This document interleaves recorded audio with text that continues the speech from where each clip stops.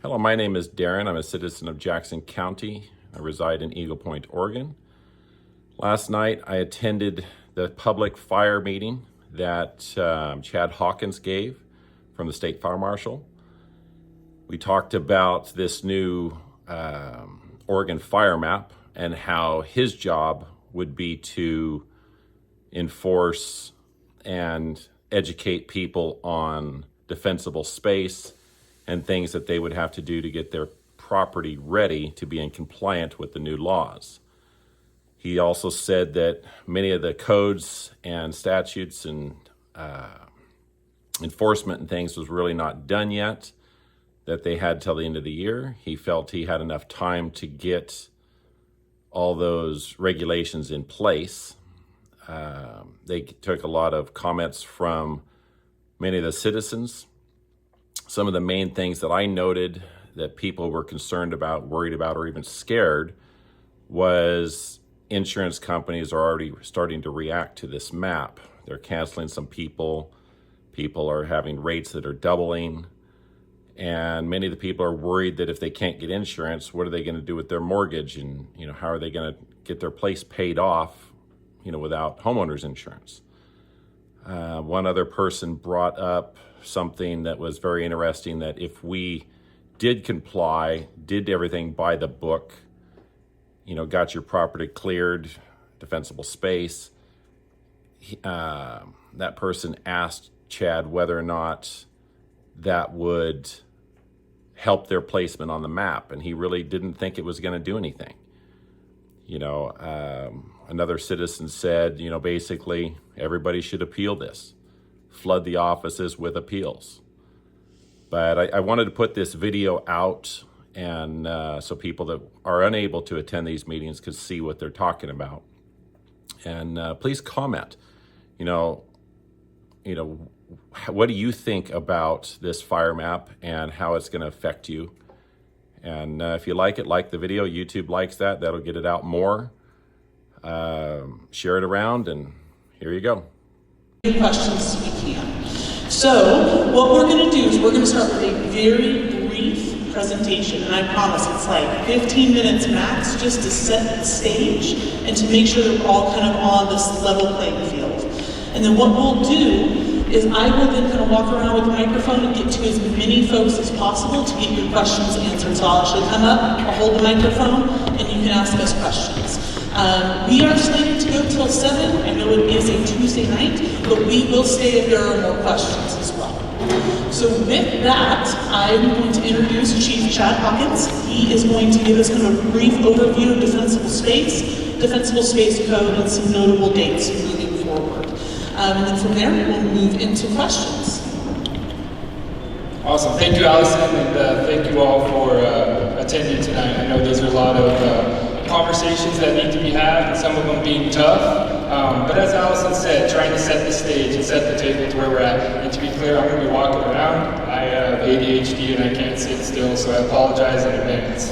But with the defensible space code, understanding that the Oregon Department of Forestry is the one responsible for the map, the appeals process, and the associated risk classifications. So us at the Office of State Fire Marshal, our mission within Senate Bill 762 was to develop a statewide defensible space code. So although I have information on who to contact with ODF, our mission and function tonight is to talk about the defensible space code, which our office is tasked to create, and get some feedback and get some perspective. What is defensible space where you live? Because you are the subject matter experts when it comes to defensible space of your own property. Our hope is that by creating the defensible space code that will apply statewide, is that everyone will have the same understanding, the same minimum standard. Because when we talk about what that standard is going to be, we probably need to focus on the most important component of all fire prevention activities, and that is life safety number one. Defensible space is meant to increase substantially life safety, allow folks to get out of their house, and allow firefighters to get in there to do good structural protection operations. And we know that if there isn't good defensible space, firefighters are still going to go into those areas to their best the best of their abilities and fight fire, but now their life safety risk has increased in an inherently dangerous position. So just to focus, frame the conversation, our job is to get feedback from you. The Defensible Space Code is in draft form. We have a robust stakeholder committee representing Oregon counties, Oregon cities, fire departments, emergency management agencies, members of the public, property owners associations. There are a lot of folks that have been involved with helping us craft the code up to this point. And so our last kind of step, 10% if you will, is getting those best management practices that are specific to Oregon. So with the Senate Bill 762 outlining how we craft some of the code, it allowed us to look at best management practices, which is kind of view the people. What works for you? What do you see as being a success story?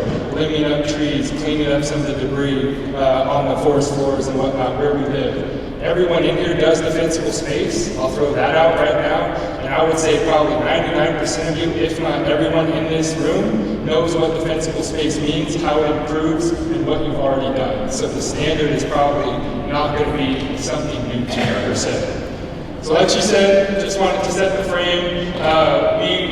We are not the purveyors of the map, the risk classes associated with it, the appeals process. Our job and all of our statutory function is just the development of the defensible space code. So with the question and answer at the end, when you think about the questions as we go through the presentation of what you're going to ask, think about what defensible space is, limbing up trees, separations of vegetations, cleaning up those, kind of the forest floors around our house, anything flammable, those fine materials. Think about things that you have done or do that could probably be included in the code because it's not going to be in the code language. The code language we have, as described in 762, comes from the International Wildland Urban Interface Code. And it specifically calls out section 603 and 604, which gives us some base parameters of how much, where it applies, parameters of how high to remove ladder fuels off the ground. You can answer that if you want. Anyways, it gives us some good frameworks, some good foundation. So when we look at background, we know wildfire risk in Oregon is not new. It's been here, it's existed for millennia. We're dealing with it just south of the border right now. The Oregon State Fire Marshal's office and 3 task forces down there to assist California. We're looking at a fire up in the gorge right now, declaring a conflagration. We are not, I would say, oblivious to the wildfire threat that faces Oregonians, whether you're in the low, moderate, high, or extreme. We know we live with wildfire risk. We're really familiar with it based on the 2020 Labor Day fires. We all learned a lot from those, some hard lessons, some difficult conversations, and a lot of destruction was left in the wake of those fires. When we look at defensible space in a different kind of holistic approach too, it's not just one person doing defensible space. You doing good defensible space around your house helps protect the neighbor's house, helps protect that neighbor's house, and so on and so forth. Our goal is to leverage, again, 99% of folks in this room could probably attest to a story where they're doing a good job with defensible space. You've done all you can do, limbing up trees, but we do have neighbors that maybe aren't physically able to do that good defensible space. Those financial issues that they might not be able to do good defensible space. We hope to have grant opportunities and leverage some of those homes, some of those residents, some of those commercial properties to come into compliance with the defensible space code, because it is community resilience. It's not just one-off homes. It's not just 2. It's the entire community is going to benefit from, even if it's a little, there's a large conversation of what happens if there's wind. Your resiliency of that structure went up as soon as you had a good defensible space. So there's kind of 3 buckets when we talk defensible space. Defensible space, you saw from my kind of opening comments, is kind of about life safety, but there is some of that property component, saving our investments. All of us have invested into properties. And I will tell you, for folks who want to know, I received a letter. I am in the extreme in the buoy. My counterpart over here, my public affairs director, received the letter. So when we talk about being part of you, we are receiving the same letters you folks are receiving. So we understand not only the map conversations, the concerns, and some of the other information that's out there, but we also know what defensible space is. When you look at where homes are impacted the most, you have ember casts and ember showers. It's not necessarily, you have radiant heat up there, but where we see the most devastating loss where we're losing multiple houses is, gutters that aren't clean, or fine tinder dry material next to structures, just receiving those small embers or firebrands, igniting and then taking out a corner of the house, and so on and so forth. Or coming through vents, or getting into the gutters where you maybe haven't cleaned them out and there's pine needles still in them. Receives that ember or firebrand and ignites and goes from there. There are a couple components of what defensible space does to us as far as reducing some of that risk. Direct flame impingement is not as common because most of you, again, have already done this work to remove that dead and dying material around your homes. But it is potentially an issue, right, of other homes who aren't doing that good defensible space. So what is defensible space? I've had a few conversations already tonight, and that's why I'm here. Is this doing forest management practices? Is this doing evacuation routes along the roads? Is this looking at other things as far as defensible space? And I will tell you, that's not our office's tasks. Our office is tasked to look at defensible space where people live, where they sleep, where they work, where they congregate. So we're looking at the house. We're looking at where you sleep, the actual primary residence. We're not looking at the pole barn, the ag building, the outhouse. Those are not going to be required to have defensible space. Commercial properties that are in, again, the high, extreme, and the wildland urban interface will have to have the same defensible space as the residence. So we're looking at anything that was issued a certificate of occupancy, and that's just a fancy term for saying a business or a house. And if it didn't receive one of those because that house was built in 1950 or 1960 before some of our modern building codes existed, it's assuming that that place would have received a certificate of occupancy in our modern day, and they will be required to have defensible space. So if you have a house, you sleep in it, or a business and you work in it, those are where defensible space components, the defensible space code will apply.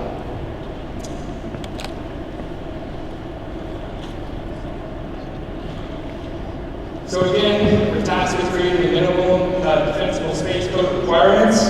Folks are asking, how big is that area around homes? How big is it that we need to do some of those fuel treatment or fuel mitigation activities? So right now in draft form, if you receive a letter that says you're in the high and wildland urban interface, it's 50 feet around the house. If you receive a letter that says extreme and in the wildland urban interface, it's 100 feet around the house. So the most, as far as defensible space code is concerned, is going to be 100 feet if you're in those extreme areas identified in the map. Other folks have asked. I got a letter, and it just says high and extreme, and not in the wildland urban interface. The defensible space code as it's written right now would not apply. So it's only the ones in that wildland urban interface. Folks ask what the wildland urban interface is. That's just a fancy word for saying you live in an area where there's vegetative fuels and homes densely packed together.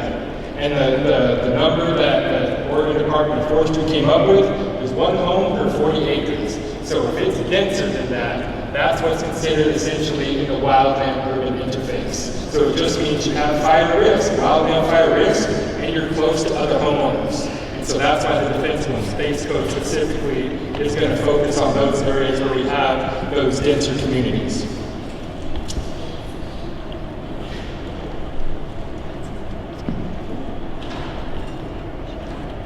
So you can kind of see our timeline up here right now. So we started, the bill passed in July of 2021 and was signed into law, but there was a few steps that had to take place, one of them being, which I'm sure folks have a lot of questions about, which is the map had to be created, the definition of wildland urban interface had to be created, created, and that was all the statutory mandate required by Oregon Department of Forestry. So to be clear, not the Fire Marshal's office. Ours is, again, the Defensible Space Code. And I can speak a lot to the Defensible Space Code, not as much to the map. But our timeline was based on building in as much feedback as we possibly could. So as we developed our code, as we put together the Defensible Space Code Development Committee, we had perspectives on that group from everywhere, from every angle, from every industry, really providing kind of some of that honest truth about what defensible space is and how we can make it successful.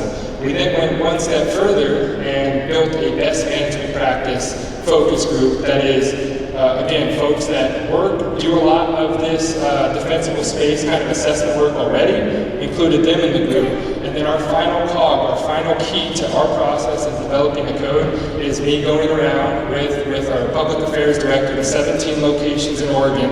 Today is the first day, so if I'm off or it's wrong or not polished enough, I apologize.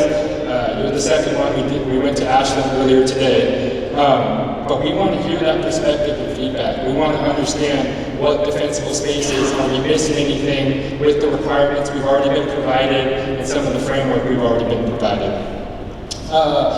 The dates, that becomes a big conversation. Our requirement in 762 is that we establish the code in rule by December 31st of 2022. So this year, we have to have the code developed, vetted, written, all of those things. And the first question I get after that is, so on January 1st, is the Fire Marshal's office or the fire department or whatever fire service agency can go out and start doing inspections? No, we are not. Enforcement is a different lens, it's a different conversation, it's a different perspective. You have to socialize and get folks to understand what the defensible space code is, buy into why it's so important, and then take the next steps of maybe eventually year, 2 years down the road of looking at inspections and enforcement. Because before then, or until then, our job is to educate. Our philosophy at the State Fire Marshal's office is to educate way over enforcement. Have folks buy into why it's so important. Go out and do assessments, do home consultations, see how we can work with you to improve kind of your wildfire resiliency, and then we're going to have a grant funding opportunity roll out here in November, December to, again, assist with some of those activities if we have some physical or financial impediments that don't allow us to be successful in that arena. So we're going to be rolling that out. But the State Fire Marshal's office, up until July of 2021, was 67 people.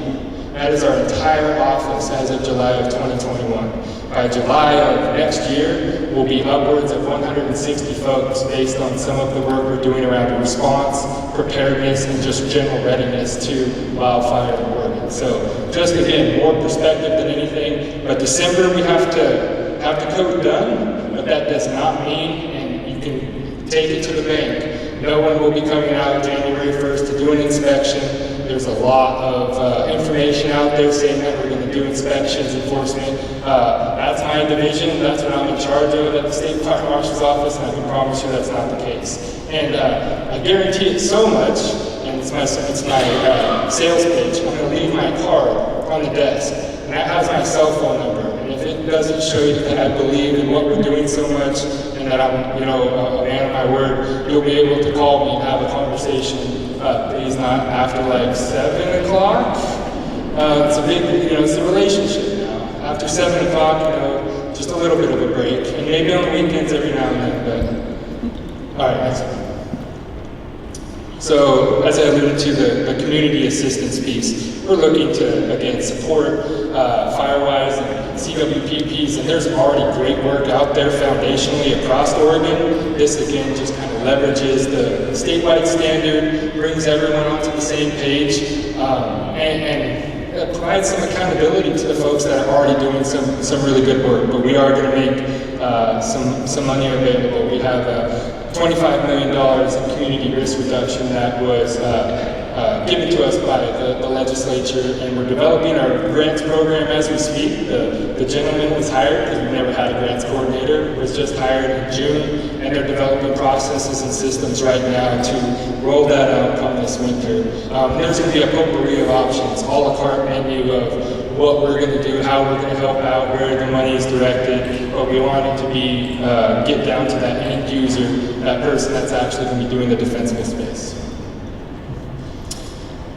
I think I went a couple minutes over 15, but that's just, again, a short presentation, because we did want to leave it to the community and you folks to provide us some perspective on what defensible space is, what you think could be included, what should not be included.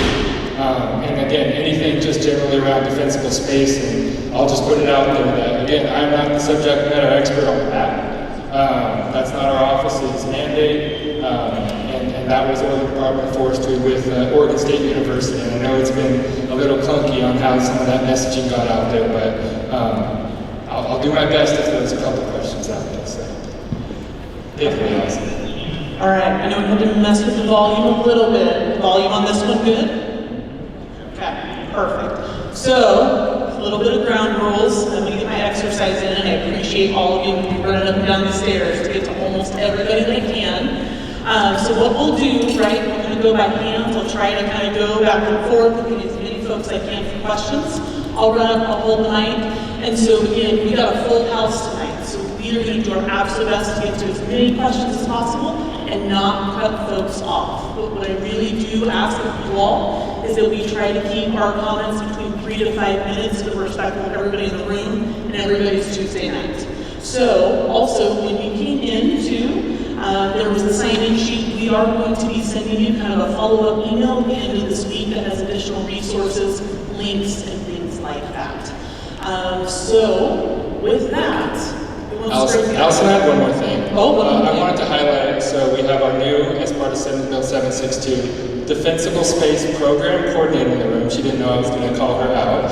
But this is our Defensible Space Program Coordinator, and she's taking diligent notes to basically kind of codify the questions that are asked, and then bring them back to our code development group. So if you see her writing real fast, give her a second, but she'll catch it. Okay, so I saw a hand over here. Start with this gentleman in the ball cap.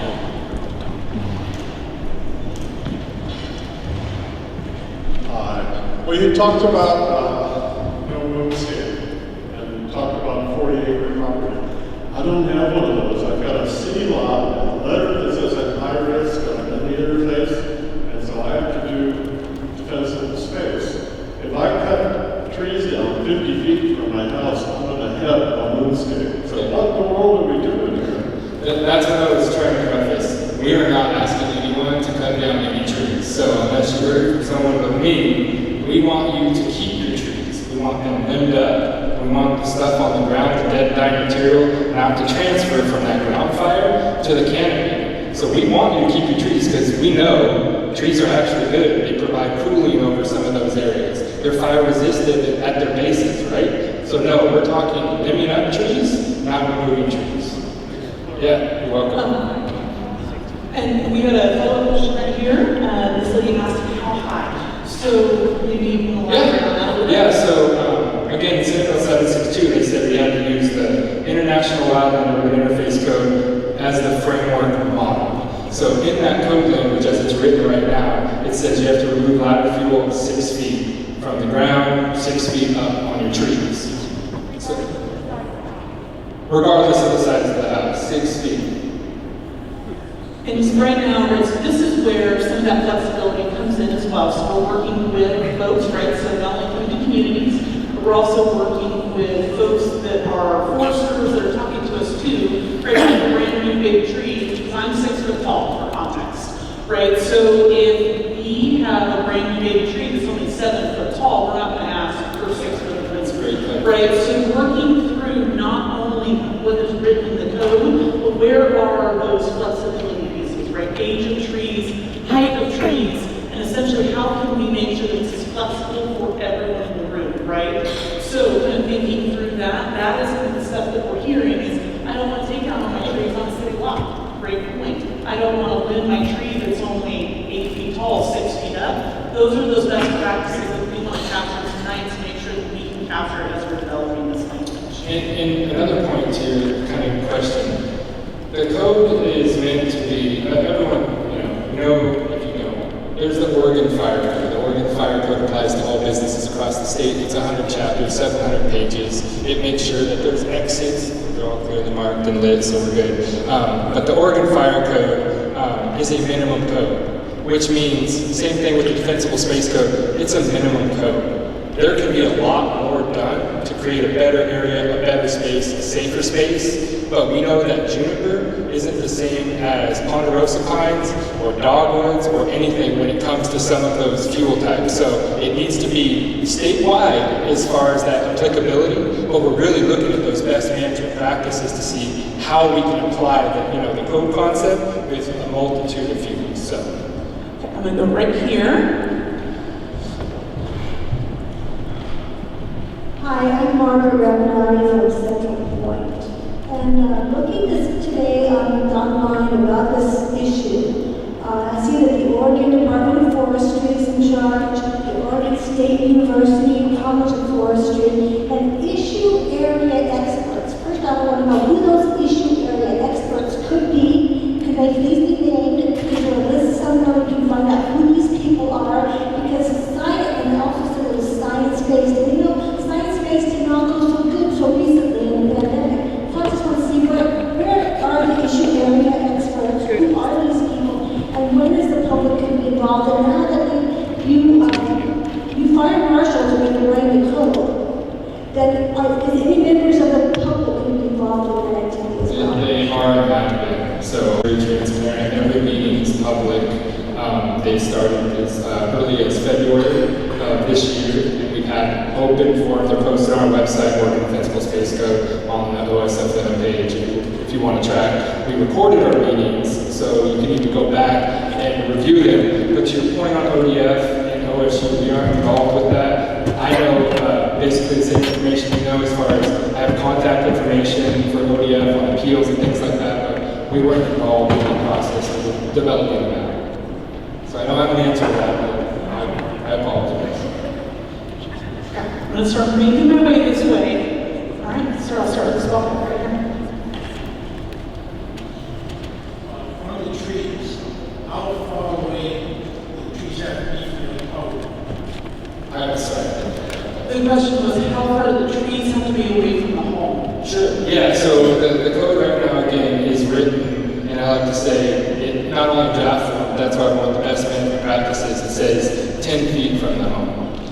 The caveat is, if you limb your tree up and you remove kind of some overhanging branches over the house, that's where we want to have that if then that philosophy. Don't remove the tree because it's closer to 10 feet. Limb it up and remove some of the branches maybe that are overhanging the house or near the chimney or areas of ignition and things like that. To be clear, we don't want you to remove the tree. That's what the code says, and that's why this is important that we talk about today. What are some things that provide the same method of fire and life safety as a 10-foot setback from a tree to the house? How about we limit up? How much is that? There's varying schools of thought, so that's what we want to kind of flesh out.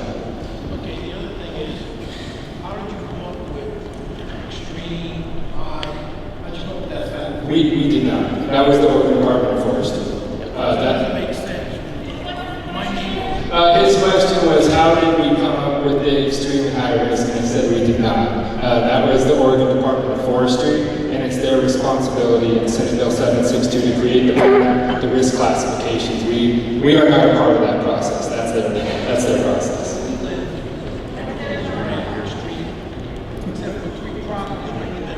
Yeah. There's a lot of questions.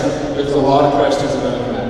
Absolutely. And I encourage you to reach out in the email and the phone number I left over there to ask those exact questions about that. Sure. Why do you have to have these ratings to get the insurance companies involved? Why do we have? I'm sorry, I don't. Ratings are extreme high. Why do we have to put that out? Because now we get the insurance companies. So he asked about why did, again, ODF create the extreme and the high ratings that the insurance companies can use, publicly making them available and stuff. And again, it's not a question I have the answer to necessarily. I know the statutory requirement, 762, was to have ODF create a map on all lands across the state outside of federal and tribal lands. So they had to assign a risk class, and that's kind of where they ended up with the map. So, and I may add, right, so folks that may have watched the virtual meeting that ODF hosted last Wednesday, right, there were a lot of concerns brought up around insurance, a lot of concerns brought up, folks calling us about with the same concerns. So the folks that oversee insurance right now in the state, they are investigating those concerns right now. They're investigating essentially the gentleman, right, that came on and said, this happened to me. And kind of working through exactly what that's going to mean. So we have the contact for the insurance folks that oversee the insurance companies, but that is outside our scope. So we don't want to give you guys wrong information and send you down a wild goose chase.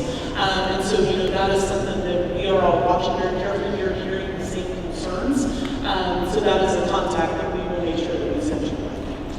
So with that, I know you had a question.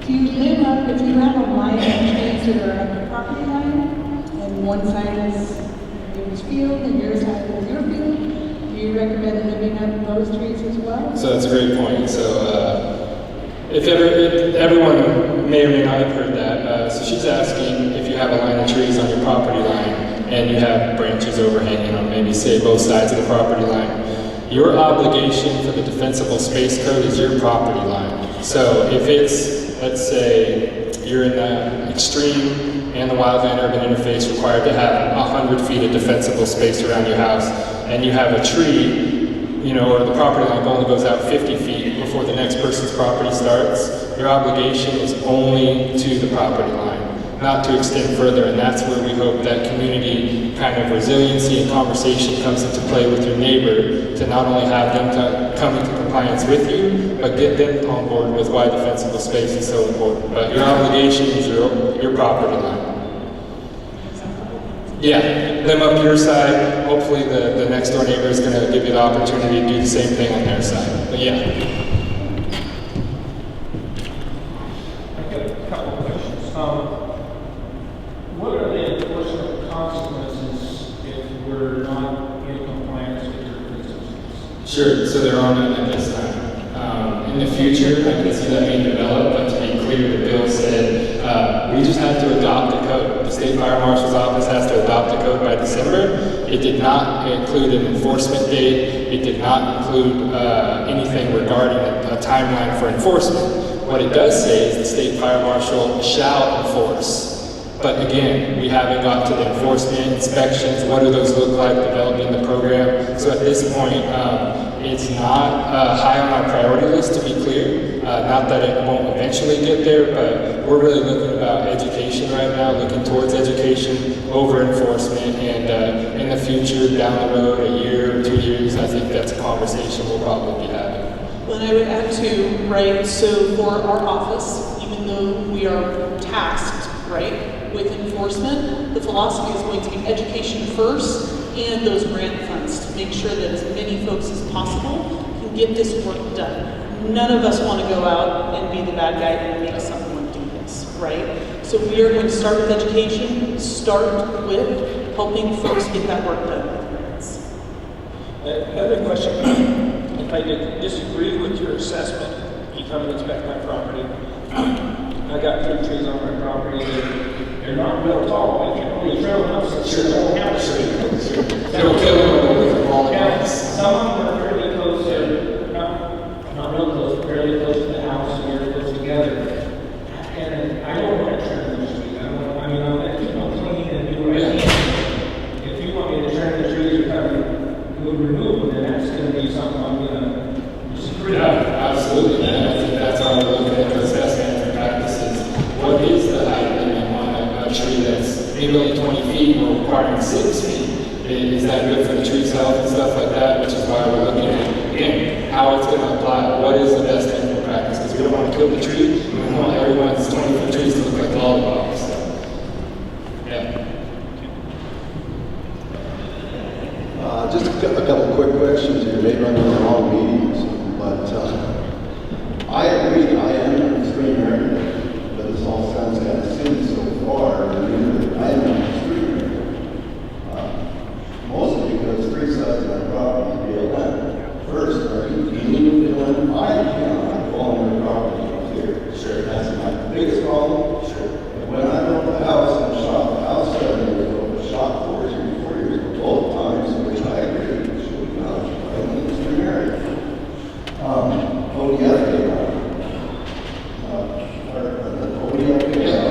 Before I get approved, before I can even start the process, I have to get cleared through ODF. Again, not a problem. It's all clear. Here we are. The other is not far away, and I can touch that. So you have 2 kind of questions there, and they're both super pointy. So it's 2 property lines, your obligation. We're a state, we can only enforce state laws. And so our aspect of it is hopefully that's an opportunity to leverage some of those relationships with BLM and the U.S. Forest Service for defensible space purposes, to be clear. You guys are going to be working on that? So we're going to ask to have a conversation. I have no jurisdiction or authority just like you. So that's our goal, is to have those conversations. Your guys' job to maybe approach this instead of mine, that we can. That's what you're saying. I got you. I'm going to approach you. I promise you. But to the second part of your question, and I think this is an important part, is permitting. You said permitting before you have to do X, Y, and Z. Yeah, before your X, Y, and Z. So Senate Bill 762 specifically requires that defensible space not be used it's got 4 different classifications for land use, for permits, for anything. So they can't use that. I'll just say it's not in front of you all anyway.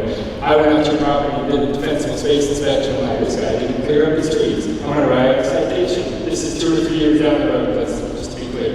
And so I'm like, oh, you didn't do it. That can't be used against you when pulling a permit with the county. Okay, and I'm all good with that, but can you go and write the same citation as BLM? No. Oh. Because there's no house. If there was a house, my house is very close. So if there's a house, and that's the big thing, is there's 2 kind of components. I said businesses and residential certificates of occupancy. Those require defensible space. There's a 3rd component, which is other human development, and what that was defined as was critical infrastructure. So cell phone towers, anything to support a local community's water, electricity, all of those buildings will also have that defensible space. But to your point, no, I can't go on. Yeah, I will be having a conversation. I will be having the conversation. One last thing here. Yes, sir. Is it true, maybe you know more than I, that BLM is no longer helping out the firefighting in Lake County, and in the future by 2025 that they will not be helping at all? I did not say that. I did not know. I can't say that.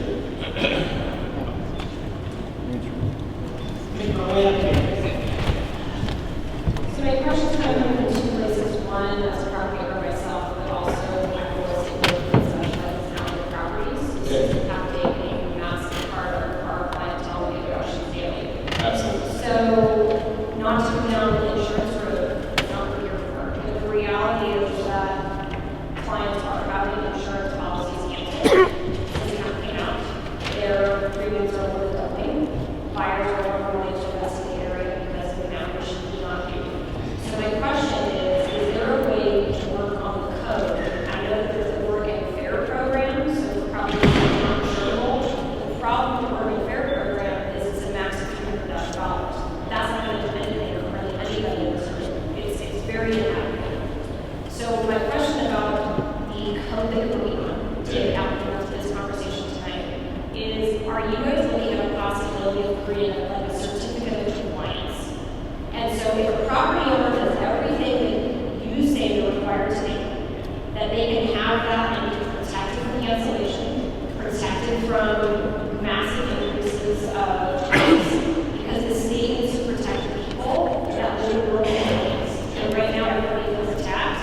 So I guess my question is how is the code going to protect everybody in this room? Yeah, great question. So I think everyone heard that one. So insurance, again, as you alluded to in my preface, it's not my scope, but 2 things. So with the program development aspect of how we issue what I'll just call inspections. inspection forms or whatnot. That is going to probably come into play. Folks ask though, if I do good defensible space, is it going to change my hazard risk classification on the map? At this time, I don't think it will, in my opinion. But again, the map is still going through some change. They're working through some things on the Oregon Department of Forestry side. I can't speak to it, but so that's kind of one component of it. The second component of it is we are looking at an assessment tool, and that we are working with the insurance commission and others to say you've done good work, you've done good defensible space or whatnot. But again, there's nothing in stone. Won't be until we develop the code in December and then kind of go from there. Because this already happened in California, where the bill came out, there was a multiple year period of time, and people got screwed in that interim. And then they finally upped the values for insurance. My question is, what can you and your department do for the code to help protect this bridge in between when the rules are finalized and when they're trying to set the rules, so people don't lose their coverage in the interim? Because if everybody does what they're required to do, why should they be penalized and not be able to be insured? How can you work with the state to protect us? I think for us, it's our regulatory kind of approach is we're focused on defensible space. There will be some documentation when we go out, whatever it looks like when we do an inspection. There will be a form of some type. The caveat is we don't regulate the insurance industry, but if there's a form we create, we again have a robust stakeholder group. When we develop that form, there's going to be a lot of folks at the table saying this should be included, that should be included. Is it going to be used as directly a tool for insurance creation? I don't know. I don't know. In the follow-up email you're going to send, include the head of the insurance or the state so we can all express our opinion. Yep, absolutely. And I think we have a one-page over here, don't we, Allison? We do not. No, we don't. Okay. But we will include for this. For the, Yep. we have it. Yeah, thank you. It's echoing real bad and I couldn't hear it. We will send out a one-pager explaining some kind of frequently asked questions for the insurance commission, as well as the contact for their office so they can talk for some insurance concerns.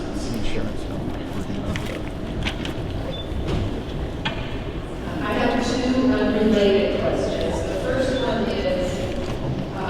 is there any difference for the requirements if, for example, you have a brick house or an old dried out shingle house? Okay, so it's all the same across the board. Okay. And the other thing is about the grants, is that needs-based. You know, if you're real low income, you get more of a chance than if you're not, you just have a lot of trees and shrubs and stuff. Yeah, there's so that's going to be a tough one to create exactly the parameters of it, but the socioeconomic aspects of it, not only the financial implications, but the physical limitations of folks. And then we're going to look at, are you extreme high, moderate, low? Because our grant funding is not stuck just to extreme high. We can help out in other areas. So we're still in the development phases, and I'm not, that's not the best answer, but that's great feedback as to how we come up with that formula. Maybe as we get closer, we can provide more information as we get later into the process.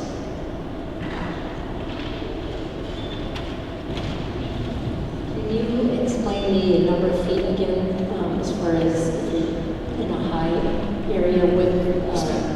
Yes, ma'am. So she asked if I could explain the kind of the required circumference around houses and businesses. So if you're in the high, in the wildland urban entrance, it's 50 feet of fuel modification. If you're in the extreme, it's 100 feet around the house. Oh, what was that?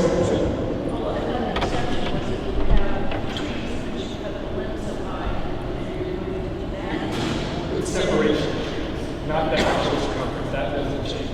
So the circumference doesn't change with the best management practices, but just like spacing of trees, increasing like the limb stuff, that's where we don't want to cut down trees and stuff, so we'll increase limb. But yeah, the 50 foot and 100 foot, it's still in draft form, but I would say pretty close, 99%. That's the direction at 762, and that's one of those numbers. So.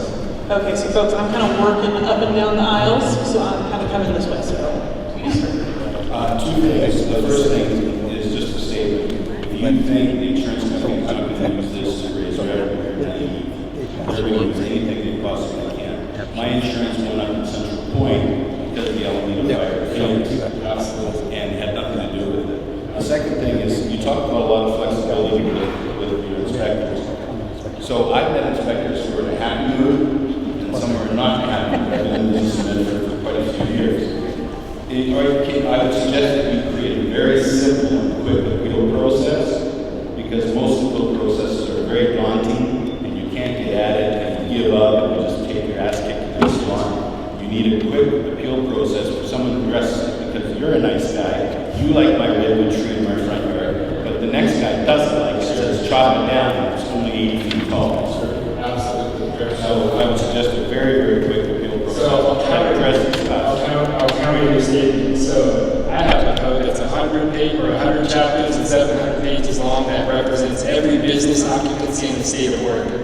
I have a good appeals process, and I've tested it many times. Yeah, but so it's actually long. Yeah, but for our appeals process, maybe others, we are super efficient. We sit down with the business owner, the local fire official. That may be my deputy state fire marshals, or maybe a local fire official, and we act as mediators. If it doesn't come to some sort of success, then we take the next step and bring in an actual appeals board that looks at it. And there's time frames in statute that requires us to look at that. So it's very efficient.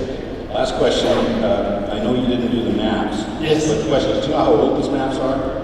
Do I know how old? Like, when were they done? Because my map shows, doesn't show the development around it and the houses and stuff like that, around it that blocked the fields from our place.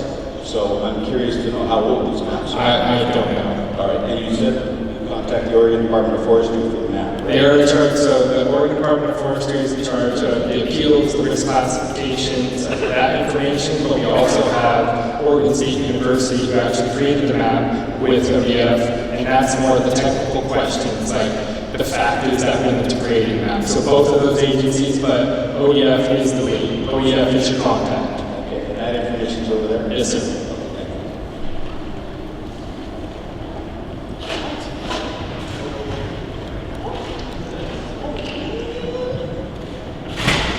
To be clear, my staff, my deputy state fire marshals are pretty nice people, so.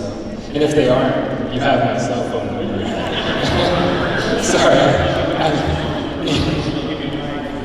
Fair enough. I know you can't address the map, but when I look at the map, I have a big problem with just down the road from me, in the middle of this big high area, there's two individual small tax lots that are low. Yeah. Was that insider information? Because if I would have known about this 2 years ago, I already would have built my house on my property now. Not that I'm aware of, but I know we're hearing a lot of these meetings and discussions I've had that there's anomalies with the map, and ODF and OSU have kind of encouraged to be reached out to and talk about where those anomalies exist, because it is, the entire state they have the map, but it doesn't surprise me. I've heard that before, but I'd encourage you to reach out and ask. And then, I doubt you can address this one, but what scares me, it sounds like a land grab, it just feels like that. I don't mean for you to be defensive about it, but I can't deny it. So if a person can't afford their homeowner's insurance, Sure. and they lose their mortgage and lose their property, who's gonna get all this property? The state? I understand. Like I said, I'm a landowner. Allison's sitting right next to his landowner in Prineville. No, maybe not Prineville. Shoetown. I apologize. Shouldn't have said that. She does live in Prineville. But yeah, we're all asking some of those same questions, and we've heard it before. That it is scary. It's new. It needs to be socialized. We need to, with defensible space. Folks don't know even what defensible space is.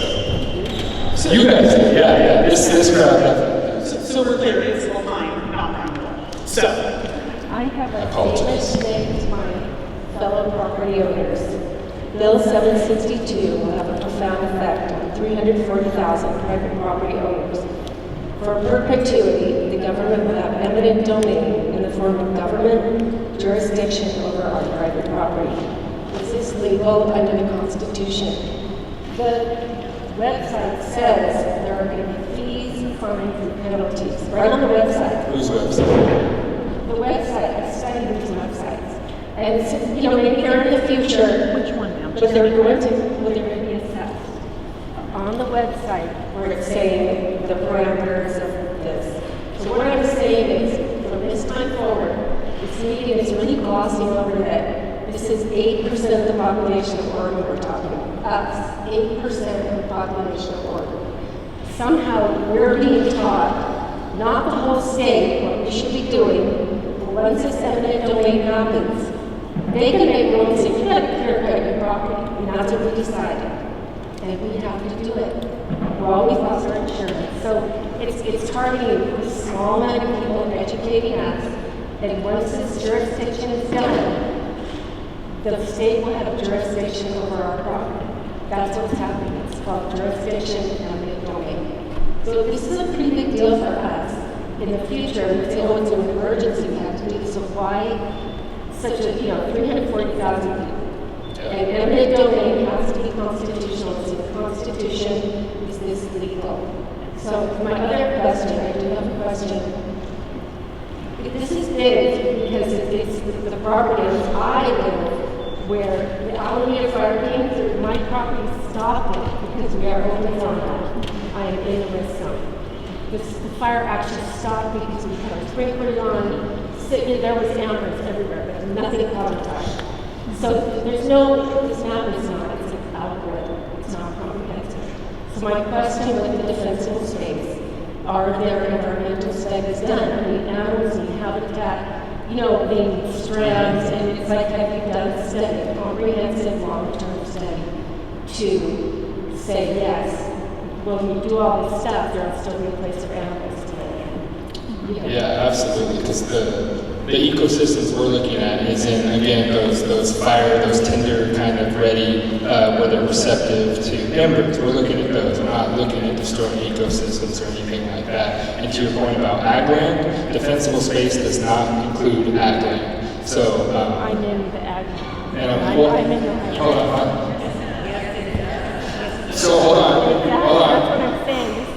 It's a defensible space does not imply defensible space, not the map. Defensible space does not imply an ag land, meaning if your house abuts a prop or a piece of, let's say, standing alfalfa like I see in Central Oregon or out east. If your house, say you need 100 feet because you're determined to be in the extreme, and 30 feet and then you're in that alfalfa field, you are not cutting down any of that alfalfa, to be clear, because it's exempt from the defensible space code.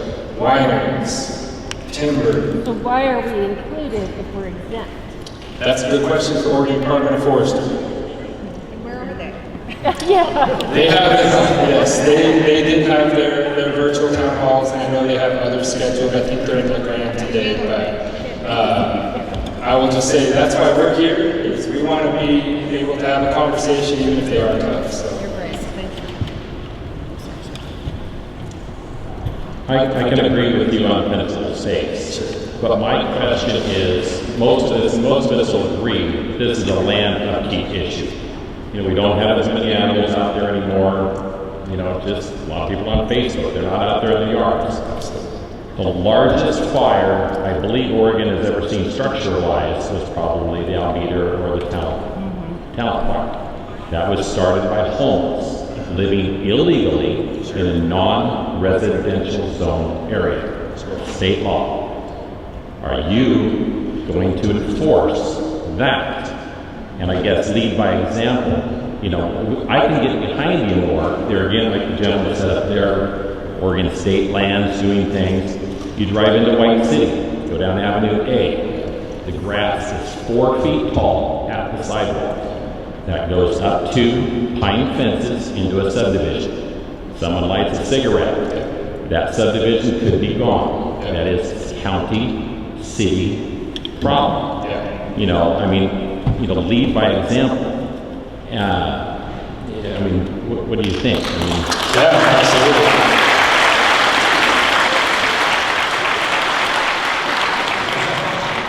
So to be clear, Alameda was a good example of, some issues, and our office participated in apprehending folks with the state police and doing the fire investigation in the local fire department. When you look at kind of that under-sheltered group, there is a need to maintain some of the property or have a location for them to go where it's going to be safe. And what what we've been trying to do is really identify what those areas are. So an example is churches and things like that don't commonly have a lot of folks in them.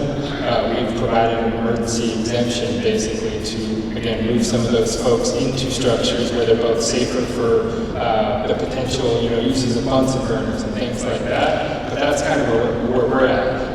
The Community Risk Reduction Fund that we're going to roll out this winter is going to look at everything holistically. It's going to look at defensible space and maybe an adjacent property that the county or city can afford to mitigate. And if it was mitigated, it would reduce fire risk. And maybe it's a monetary issue. We can help out maybe with some of those types of things. So we're looking at actually seeing how we can best affect, and this is a great example, reducing that risk. But the homeless, the under-sheltered and the transient folks, it's something we've worked on for several years. I've been with the office for 8 years, and it's always been a conversation how we can keep folks safe, how we can issue evacuation notices to folks that don't have phones and don't have landlines and things like that. So it's more complex than just one aspect, because in 2020 we lost 990,000 acres and about 6,000 homes.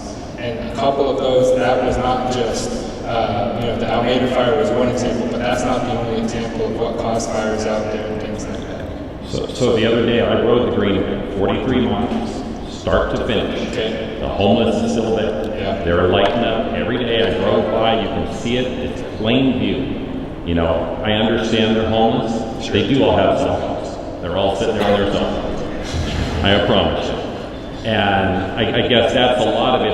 I think a lot of us can get behind you. Yeah. Same thing, Medford. I drove through Medford today. The grass is 4 feet tall on the sidewalk. We know that fire lines, and you will agree, that a fire line is what stops fires. We don't put fires out. We do it with a fire line. We have forest roads that are grown in. So there's no natural fire line anymore. I know you said you already can't do this, but hopefully BLM is listening to this. And I guess one of the big last thing I know a lot of us has asked, and you may not answer this, but how much is this costing? Where is the annual budget for this program? The defensible space program? No, this whole fire map, the whole thing. How many dollars? This project. We know that 20 million is going for prevention. Yeah. How much is the rest? I've heard like 220 million. Yeah. Where is that? I can only speak to my agency, as you know, but I know for us, I can break down essentially where we're at with 25 million for community risk reduction, emergency response funding, where we're upstaffing, buying fire engines, repositioning fire apparatus. So if we have a couple days like we did here, we have red flag warnings and lightning, we can pre-position apparatus rather than wait for a conflagration to be declared, be a day behind the curve and not be able to keep that fire small. So that's where our funding is going. And Allison, you may have the actual figure. And one last thing, I'll give it back to her. You guys have been doing a good job this year as far as getting the fires out. We've noticed that. I appreciate it. You really have. The White City fire, even though the zone or even though the building department should have never allowed that, because it was blatantly obvious of code violations. We in Oregon, I like to say we do a lot with a little. We have 4.2 million people. We have 306 fire departments, and 73% of those are volunteer. And we put out a lot of fire with those. And you've done good this year. I appreciate you. And for what it's worth, we just declared a conflagration in the gorge about an hour ago in Washington. Just clean up the homeless. So, real quick on our There's a funding. fire. Sorry, guys. I was going to say, so kind of talking about our funding, right? So you talked about amounts kind of around there. So just with our office, we were given $110 million with 3 main buckets, right? One of them was around modernizing and bolstering response, so that we keep fires small and away from communities, with things like repositioning, helicopter use, things like that. The other piece of it was community risk reduction. So that is actually in a fund, right? We memorialized a fund that we are going to work to continue to keep money in that fund into perpetuity, to make sure that we are taking care of communities and that this work is being done, so that we don't essentially have a new code and then expect folks to take it all on their shoulders, right? So we had kind of 2 main buckets for funding, and we had 3 main charges. One was response, one was community risk reduction, and then the third was what we're here talking to you about tonight, was code. So if you have questions about where that money is, we're more than happy to talk through that with you, but that was kind of the 3 main buckets we reviewed and the total amount given to our office in that bill. Are you referring to your office? Who is your office? We are the Office of State Fire Marshal. I'd like to clarify that July of 2021, our office was also involved in a new piece of legislation, House Bill 2927, that separates the state fire marshal from the state police, because currently we're a bureau or a division of the state police. So as of July of 2023, we'll be known as the Department of State Fire Marshal, and will be our own agency. So you don't. So those funds you're talking about do not just represent our area that we're talking about. They represent the entire state. Is that what you're saying? That's correct. So that could be a big old bucket, but it's us 8% of the ones who are taking on 95% of the action to replace the what would be negligence and feckless management of forests by the state and the federal government. So I'm going to piggyback off of this. If I may, I'll piggyback off this gentleman. He talked about the Alameda fire, probably one of the most devastating fires since I've been here for 18 years, and that was not a wildfire. We understand it was not. And many of these fires that we've had have been on public land. Not private, public land, federal land. Smoke coming in down the Applegate is from California. They're the ones who've been feckless and negligent. That fire that's down there said they haven't had a fire in 100 years. Well, we probably haven't been there. They haven't cleared anything for 100 years. It was waiting to happen. And unfortunately, that burden is now being placed on us. Guys like me, landowners, everybody else. And if we don't believe this is a tiny alligator that's going to get the size of this room and an appetite that's going to chase down every tax dollar, and insurance is going to piggyback on it. Every agency that can grab money out of us is going to do it. And they're going to do it incrementally, because if they announced it right now, you'd have 1,000 people sitting in this auditorium. And I know you've got a tough job, and you do too. But the reality of it is, most of the fires in this circumstances we've had have not been because of private ownership. They've been some arson or some negligent person out in some place, or who knows what, and it's not on private land. And yet you're making the private landowners cover the heavy weight of this. We're the ones who are going to drag around this burden, and our taxes, and they will regulate you out of business. And I'm telling the insurance, that Paradise Fire affected the whole nation. I deal with properties. I own property in California. You can't even get insurance, a mobile home and that type of thing, because of what they've done there. Most of the guys have just run out of the business of insuring those type of properties. And it's going to happen to us. And unless you guys stand in the gap and help us on this, tell you what, there won't be enough of us to pay your salaries.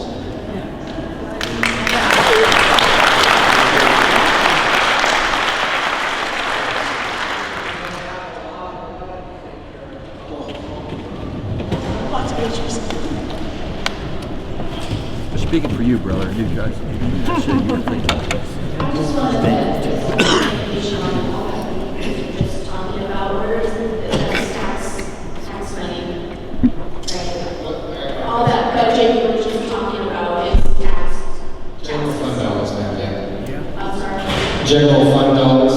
So our tax funded. Yes. So exactly what you just said, we're going to be taxed. And taxed and taxed. Perpetually taxed, so we can perpetually. And then you're going to get I fined. can't speak to that, obviously, I'm here for defensive space. I am taxpayer just as everyone else is. I own property in California. I was born and raised in California. My parents pay insurance premiums in California. We are all in the same boat. I am taking exactly what folks are saying today and bringing it back to my stakeholders, my code development group, to do what I can do to, again, not only keep Oregonians safe, but keep things in perspective to what we're actually trying to accomplish. Because I challenge you, sir, when you said that they start not with private property owners, that's true, I'll give you that. But 72% of all fires, what are they caused by? Humans, lawnmowing, chainsaws. And so, no, I'm just saying, when we talk fire, we talk facts. Data can be used, multiple ways.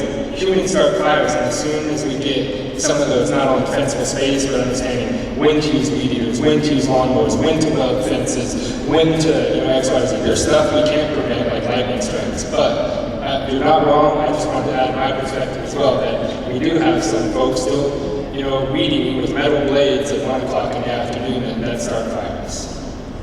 I also wanted to ask how will I be able to put input for what the defensible space regulations should look like or could look like?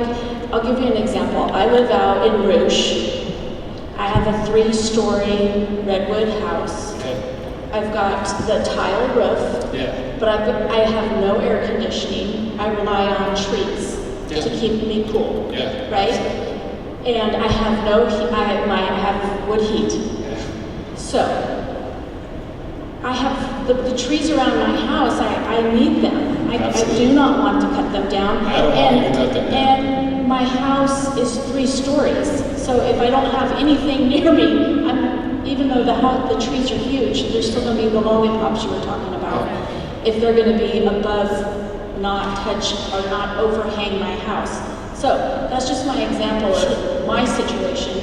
How do I give my input? So 2 things. I want you to look at the tree branches that, if they are like within 10 feet, they can be over the top of your house, but the code says 10 feet. So if they're over the top of your house and they're 15 feet over your house, you don't need to remove them. Let alone, I don't want you to remove the tree as a whole. I just want to prevent the transfer of ground fire to the actual tree canopy and the tree crowns, to then when it's going to, do ember showers onto the house. Every one of our meetings is publicly open. Every one of them has Zoom availability. We have a public comment section in every one of our meetings. So we have our 50 or 60 members that are part of our code development committee. They work through kind of the code language. You're watching them, you're seeing what they're doing. And then at the end of every meeting, we open it up for public comment. Every single one, and they're posted on our website and they're recorded. So we have them posted on the website. We do send out flash alerts. We do post them on social media. We post them on our website. So we do it as best we can. It's probably, we don't send anything via snail mail, or we don't send anything to sign up or whatnot, but we do make it as publicly available as possible. And easily accessible, maybe is the better word. But Allison, So I would say too, right, for public notifications, I will also, Chad made me feel like I need to give you all my business card as well, so I'll have it out. If you guys would like those notices about the code development, send me an email, and I'll get you connected there. Also, at any point, if you would like to send us an email, right, something came loose, thinking through things that you heard tonight, you come across them, you have more questions, you can always email us at S as in Sam, B as in boy, 762 at osp.oregon.gov. So if for whatever reason you aren't able to make the meetings, miss the meeting notification, that email box is monitored by myself and by Chief Hawkins. We are always there to answer those questions. And I'll add on one other thing. We're adding on. On the Defensible Space Code website, there's a fillable PDF form that if you just don't want to go to the meetings, like you want to attend the meetings, we got the opportunity. If you don't want to go to the meetings, because they do last 2 to 3, sometimes 4 hours, I'll be honest, we have a fillable PDF form where you can input your exact comments, what you want to see as far as best management practice, for example, and you can get that, upload it, and we basically provide that information to the code development group before we even have the meeting, so everyone kind of knows what are folks interested in, what are they seeing, what kind of comments do they have. So there's a couple, not only the email, but you can actually go and do the PDF fillable form and just it auto-populates to us. Well, you stated that 72% of these fires are human caused, and yet every time I see a fire, majority of the time, it's under investigation. There never seems to be any closure. There's no public announcement as to what the penalty is for this person that started the fire, and some of them, like the one in California right now, 2 people have died. They should be charged with manslaughter, and that should be publicized so that people realize how important it is to not do these things. So absolutely, and this is my special detail. I've been given the opportunity to represent the Fire Marshal's office in this capacity for 12 months, but my day-to-day job is I'm the Assistant Chief Deputy of the Fire and Life Safety Division, where the Deputy State Fire Marshals work and do fire investigations, so I can speak kind of directly to that. Number one, if it's an open investigation, not releasing details that could potentially ruin the case and not let us get to a point where we may be looking at a suspect with our law enforcement partners. We may not have enough information where we want to release it or whatnot. But absolutely, as far as kind of like some of the fire investigation principles, you're founded on some kind of doctrine information that you have to be around 90% sure of the cause and origin of that fire before you can determine cause. So when it says under investigation or the cause is undetermined, that just means when it's undetermined, we can get pretty close or get pretty close to the idea or where it was, but can't specifically get to that 90th kind of percentile. That's when we have to go down that undetermined route. But if it's under investigation, most likely, in those cases, at least from my office's perspective, it could be an unintended death investigation. It could be a criminal arson case where we don't want to release those facts and compromise the case, because a lot of that information might not be admissible. I understand that, but once that investigation's over, I feel it should be heavily publicized as the penalty that that person suffered, because if you don't do that, people think this is no big deal. Understood. Agreed. We can do better.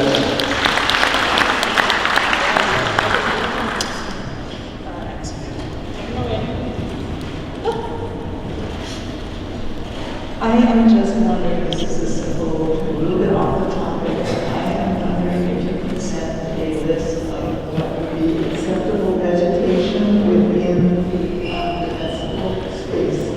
Absolutely. Yeah, we actually have some facts, FAQs, frequently asked questions, on our Defensible Space Code webpage that are already, I would say, line itemed out with a bunch of best practices. Here's what you should limb up. Here's good fire-resistant vegetation. Here's not so good, fire-resistant vegetation. But we provide all those lists kind of on our website, and we upload other information as it becomes available as we go through the code process. A bunch of information on there, and Allison can even directly email you if you'd like. We'll just plan to do it to the group. If you provided the email, we'll just fire that information and attach it. First of all, a comment regarding your comment that was about zoning requirements.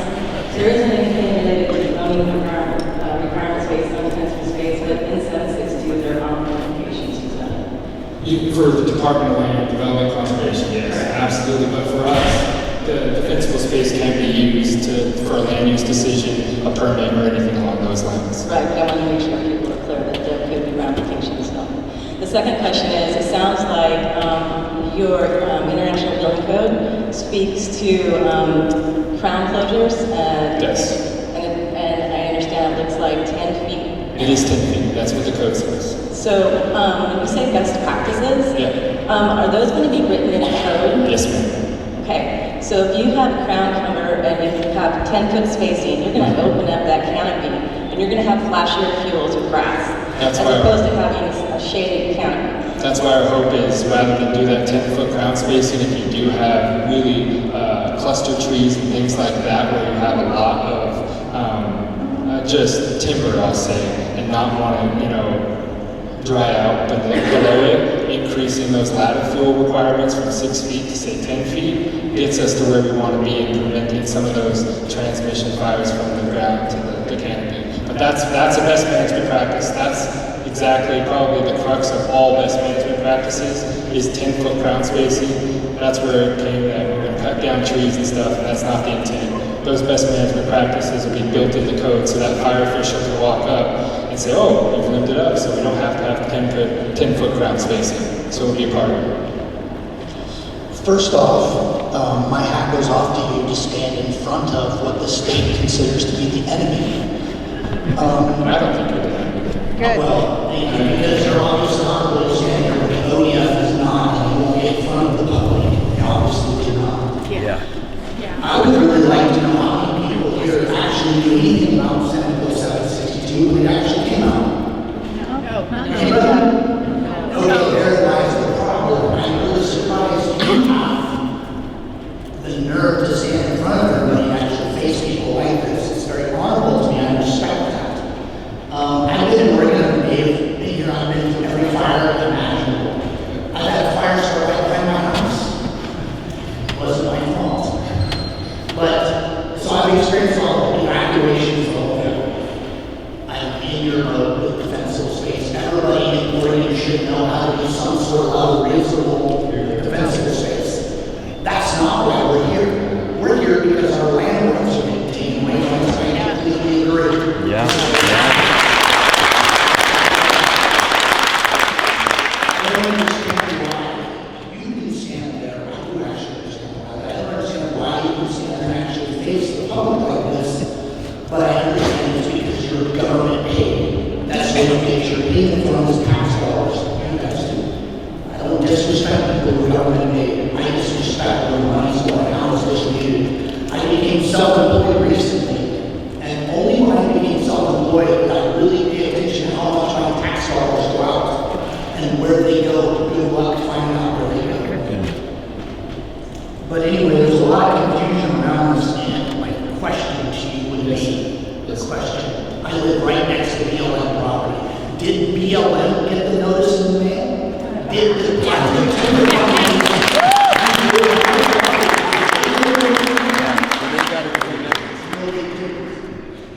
That's because they're part of the game, they're part of the government, so they're excluded.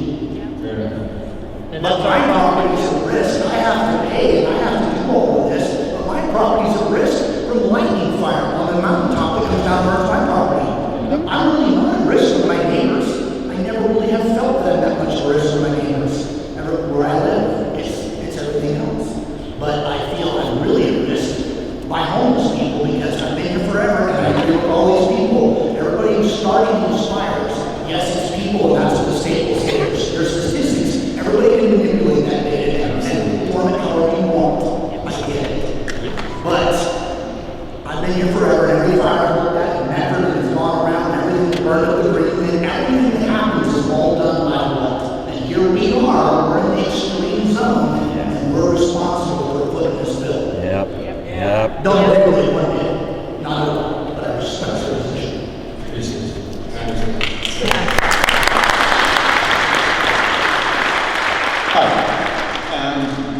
I just had a grant inspection with the ODF earlier this year, and the guy was great.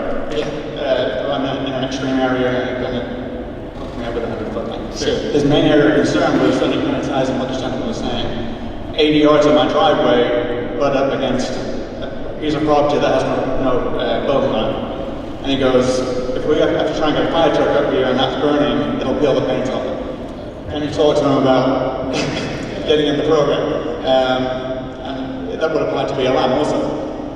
How do you think we should address those issues?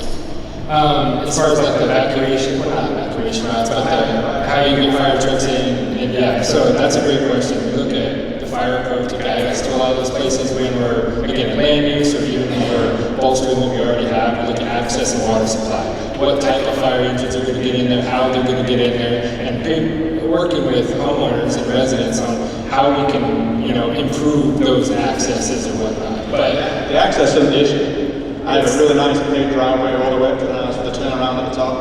That's one of the reasons I wanted to show it to you. It's just the brush on the side of the road that butts up to BLM. Yeah, I understand. Yeah, we have authority. We have the house, the defensible space, the access piece as far as the brush is concerned. Yeah, that's out of our scope, and it's just a conversation at that point. But who do we talk to get to BLM? I mean, do you actually go to BLM and say, look, you guys have a problem? So, again, I bring it back to my scope, my authority, and to the gentleman's point. But you do work for the government, but I also have some understanding of context personally, and so I'm going to reach out, and I'm going to go to those folks and have a conversation. Do I have authority? Absolutely not. That's state versus federal land. I only have authority of what I have authority over. But you're at the big meeting. But yeah, that's what I mean. You know. That's the intent of this meeting, is to garner that feedback. What are folks saying? So I can go have those conversations. What comes to fruition or what comes to fruition, I don't know, but it's definitely something that needs to be considered when we talk about defensible space, and you only get 30 feet, and then you're up against another piece of property. How do we get it to go the full 100 feet or 50 feet wherever you're at high risk? I think that's an important conversation to have. I'll be carrying a message. Again, that's why we're doing this. Tell them to grow a set and come out in front of us. I appreciate that. I appreciate that. Yes, go ahead. First one, I would say, I think defensible space, a lot of it is just a lot of common sense. We always protect our homes, we want to protect our businesses. You know, working together with that, with our neighbors, I think is great. My question is, so we have kind of a long driveway, kind of goes uphill. I know we have the right to clear our, what's it called, right of way. But what about outside that right of way, like it's on the neighbor's property, but it would be safer for fire personnel coming up that driveway that's got, you know, a lot of trees. Do we just like have that conversation with our neighbors and say, hey, we need to clean this up so it's safer coming up to our property? Absolutely, 100%.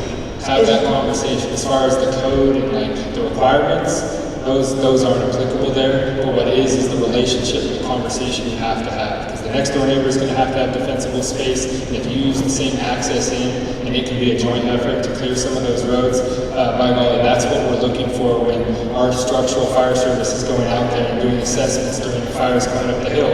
How can we get there? Is it easy to get there? And more importantly, is it easy to get out? Right. So it is important when we talk about protecting our investments. Absolutely. So are there driveways, like is there any specific code? There is code requirements that identify some widths of driveway and clearance of apparatus, and I can get with you afterwards and I can send you that stuff. Okay. And it depends also your local fire jurisdiction and some of the local ordinance that may have been adopted that are more stringent or require bigger roads, if you will. So I'll figure out where you're at and go from there. I see hands coming. I'm mostly, so we have 21 acres, and we manage about 15 acres of it, and it's trees at hillside ranch. And all of the trees have been cleaned up to 8 feet. Clean everything off the floor every spring.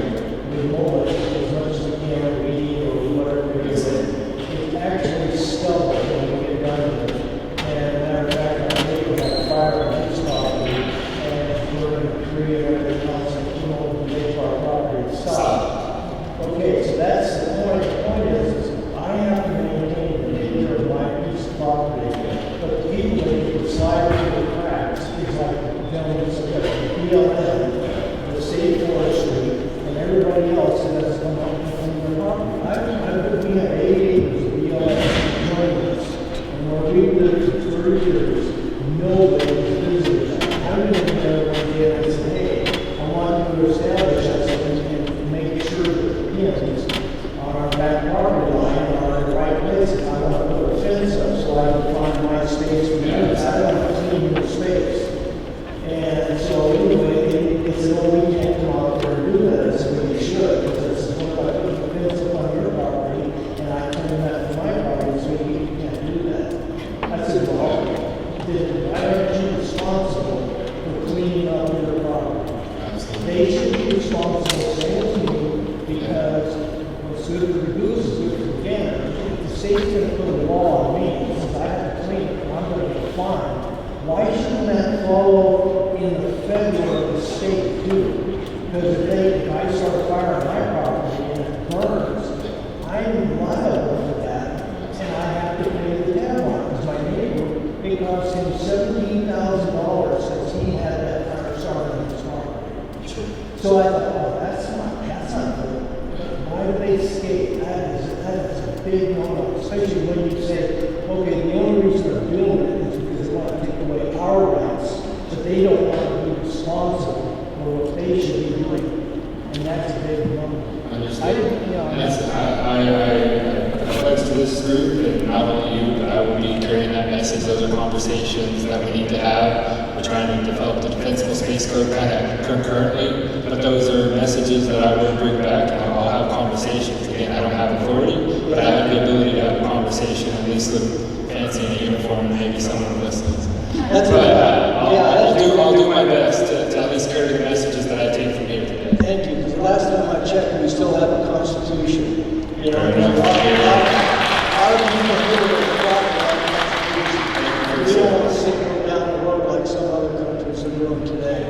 And also, we say we need to get some new leaders that can put in the right law. You drive through Gold Hill, you saw what happened down in Phoenix.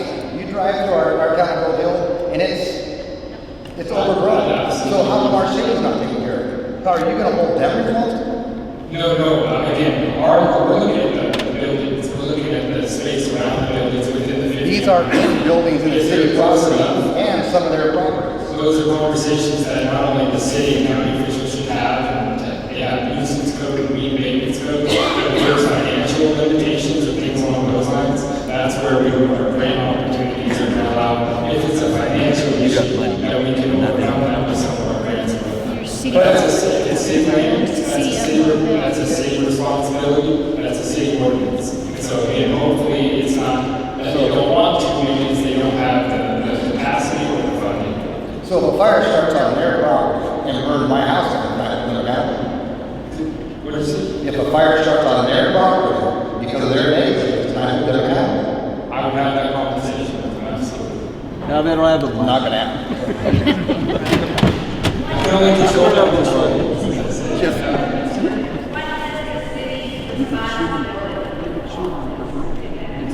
Maybe they can sell some of the timber. We'll bring over here and then we'll go. These things are real. We'll make them back. Okay, my question is, I have property that borders the freeway. And I know Oregon Department of Transportation is responsible for us. So we have trees that are literally, the river willows.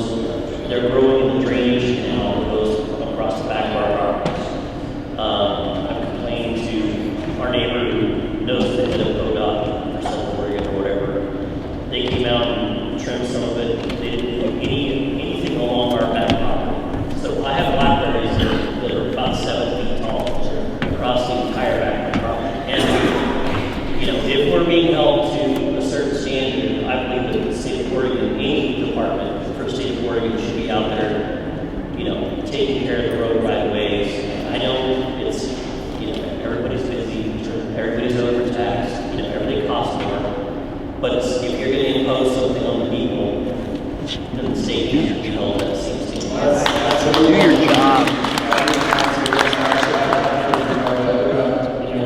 That's what they do and mows along the center lines and the shoulders, but if we have vegetation abutting properties that abut, I-5 and whatnot, those are conversations that I'll take to them, that's a new one, so I'll have those conversations. Yeah, as you're driving towards up north, if you start looking from the first little hill next, all the way through past up to Oregon.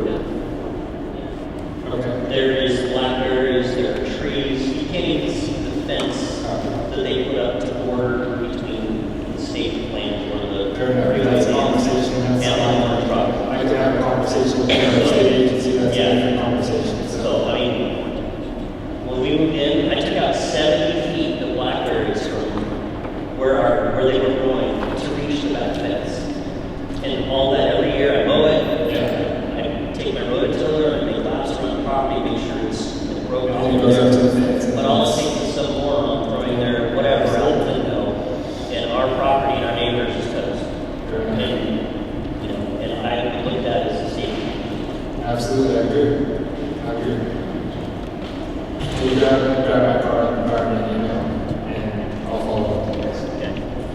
I've been on that property for 45 years, and I need to old house. And I've had a couple of fire marshals come out and go for walks with me. And the most recent visit from Fire Chief was awesome, because he was talking about Native American residents of managing property and stopping fires from moving. And when I have a tree that falls, if it's on the ground, it slows the fire down from going up the hill or down the hill. And I wondered if there really needs future ways of doing things going to be a little bit better than with bulldozers. I hate bulldozers. But yeah, you're not wrong. That's what we're talking about. What works for you, what's historical, what exists now, and those conversations are ones that we're about and take a look at. Yeah, I got a couple of bulldozers and 45 acres. Yes. Yeah, fair enough. Thank you.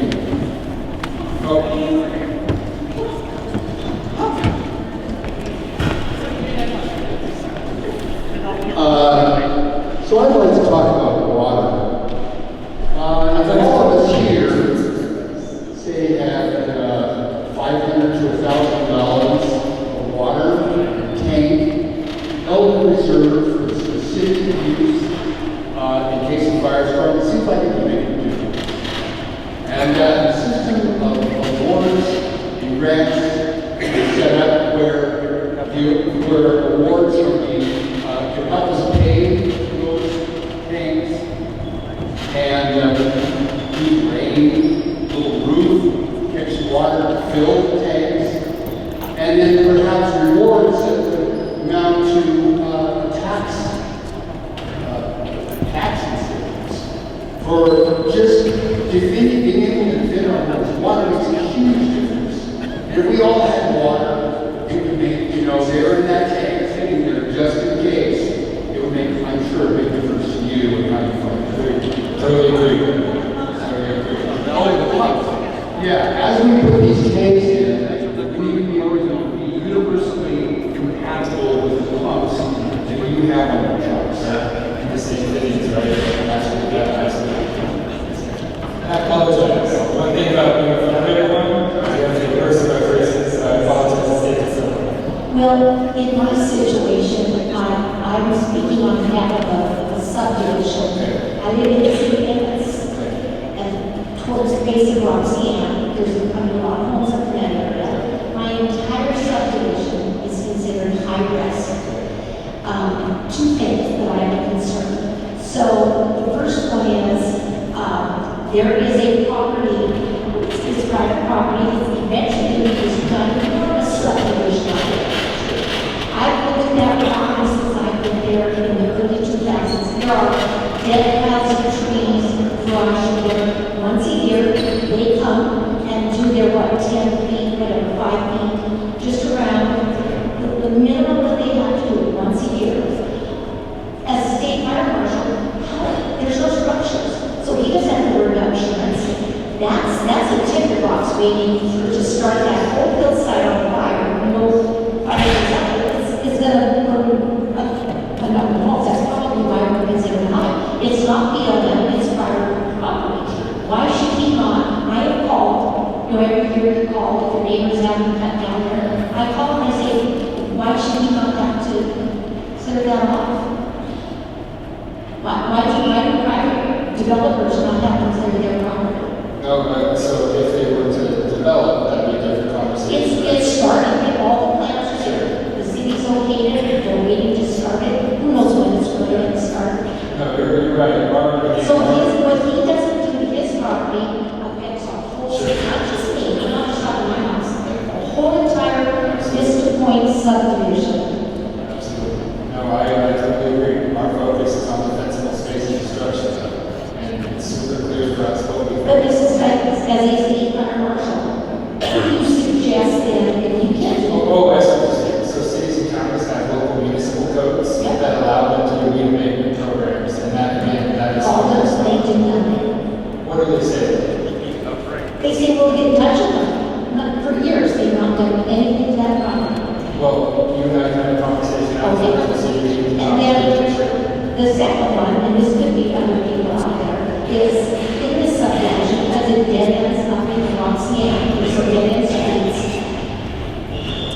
Almost every Friday and Saturday night, now it's Thursday, Friday, Saturday, and then it was it's every night of the week.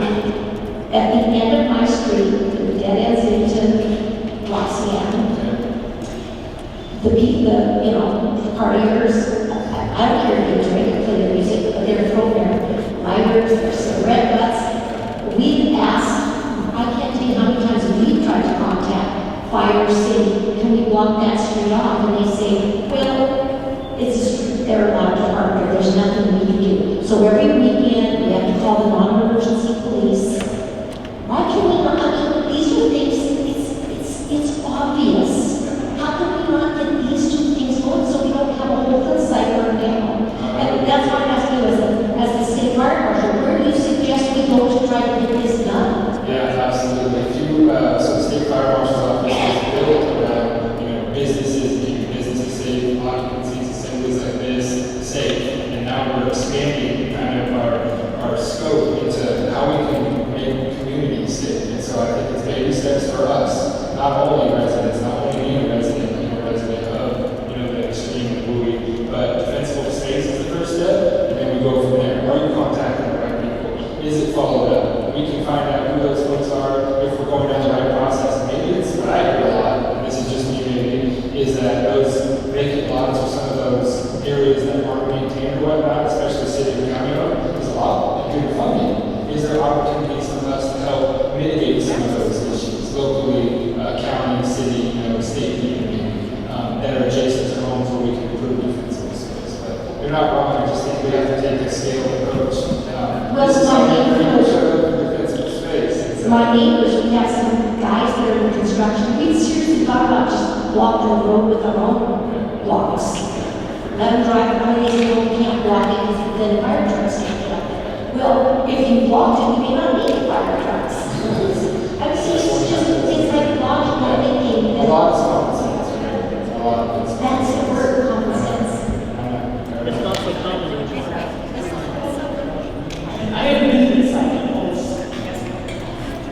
Some of this is already been addressed as far as city ordinance goes. My neighbor and I were the only two houses on the street. There's 10 acres beside us that Kroger owns. Then we're adjacent to city property and across the road is town. We take care of all of it. The city doesn't do the damage. How do we go about practically without having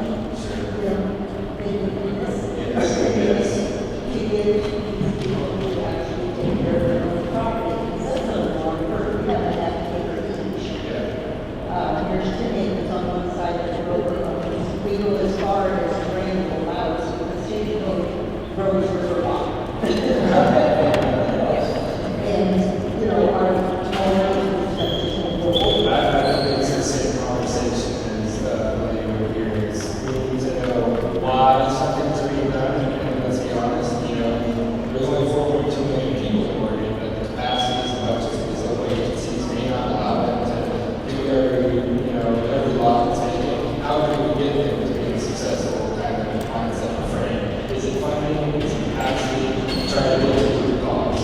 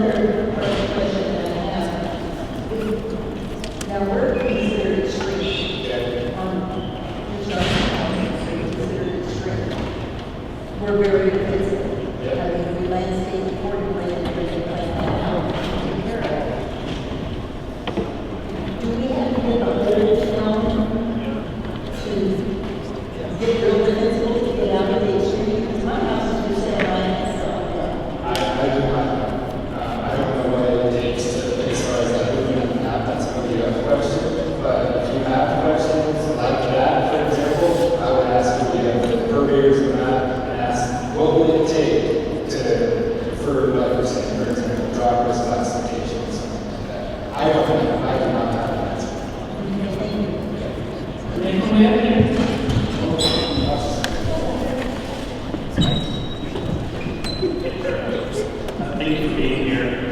We appreciate it very much.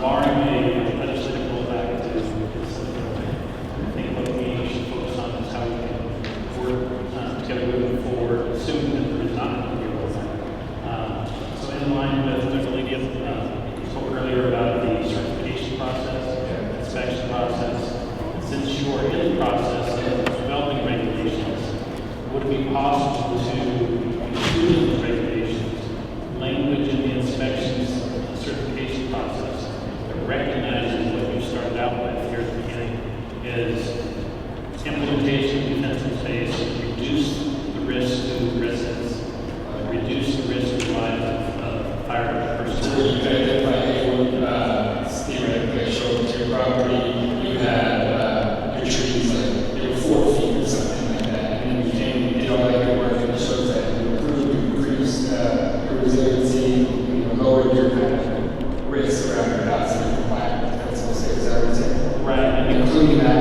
kind of inspection. So the regulations would include that language that gets incorporated in the inspection form. That way, potentially, that could be used later to take your insurance company and legislators and say, hey, I have to use my risk of fire safety insurance. I think that's an absolute consideration.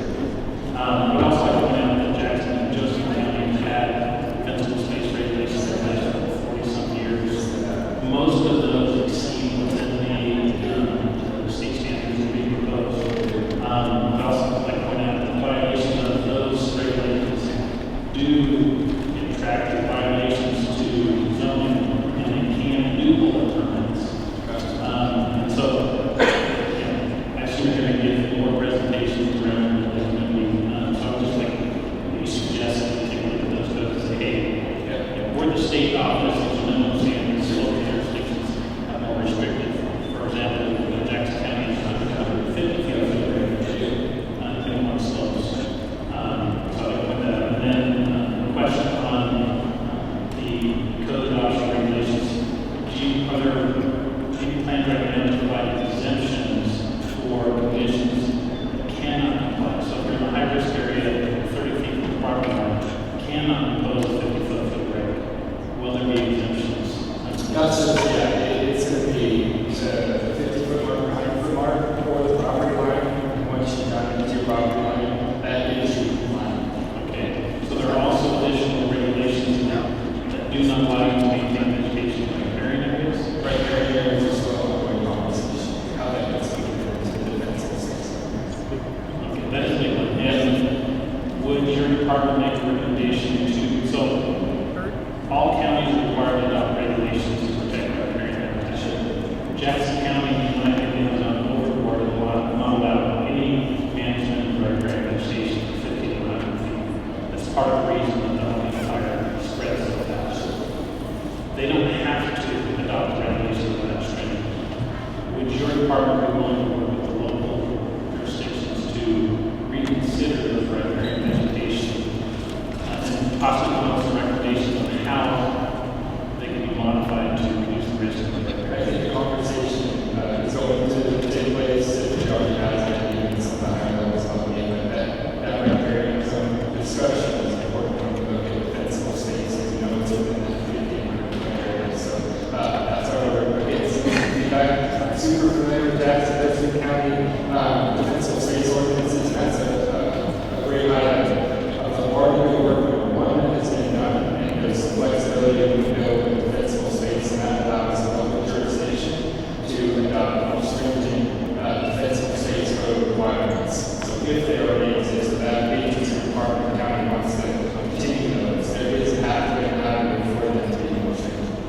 Yeah. To not discredit some of what they're doing.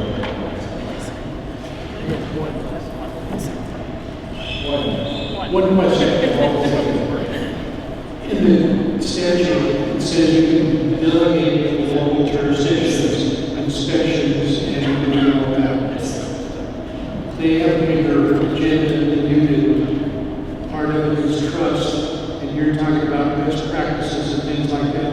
Are you going to hold on to this fire issue, or are you going to transfer onto the counties and let them do it? Because this is not a one-and-done kind of a thing. We're going to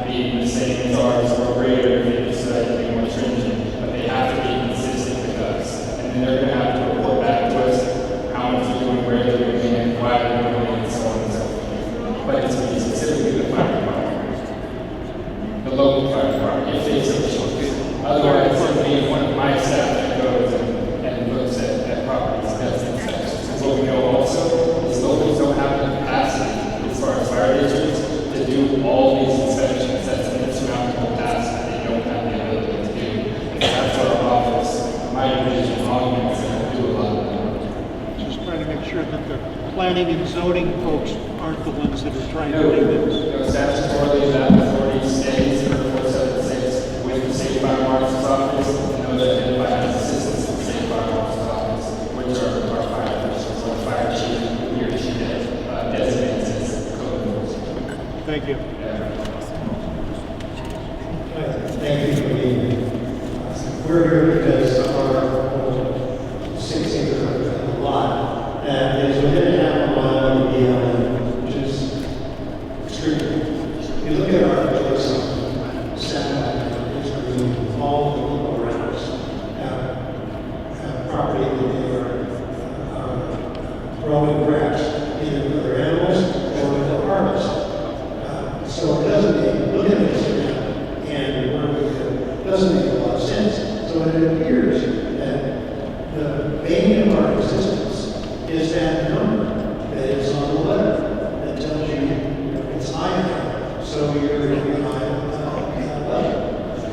So the question is, well, how do you appeal that if you don't know what goes into that number?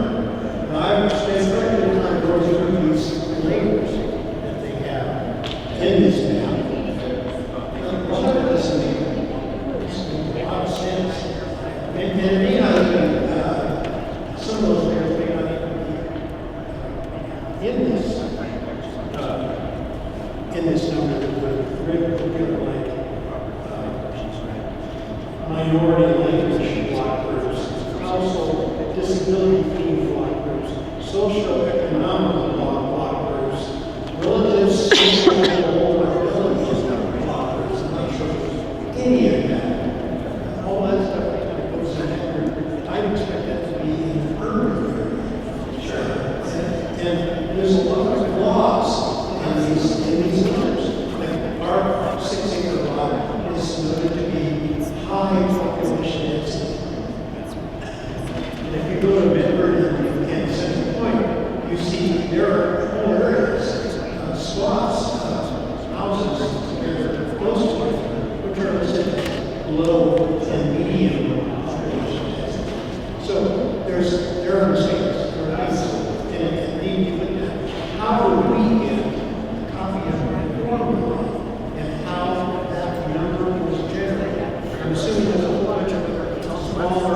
So there's the ODF contact information for appeals and risk classification, but what's also over there is the Oregon State University information to contact them directly and ask them technical questions like bird probabilities and some of the layers we alluded to, and they should be providing that information to you.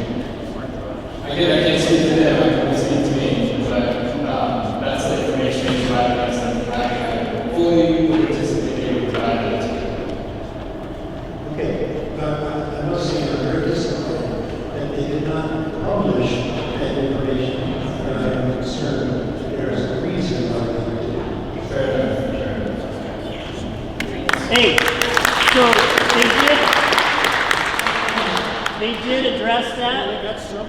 Sir? Hold on, sir. Hey, sir.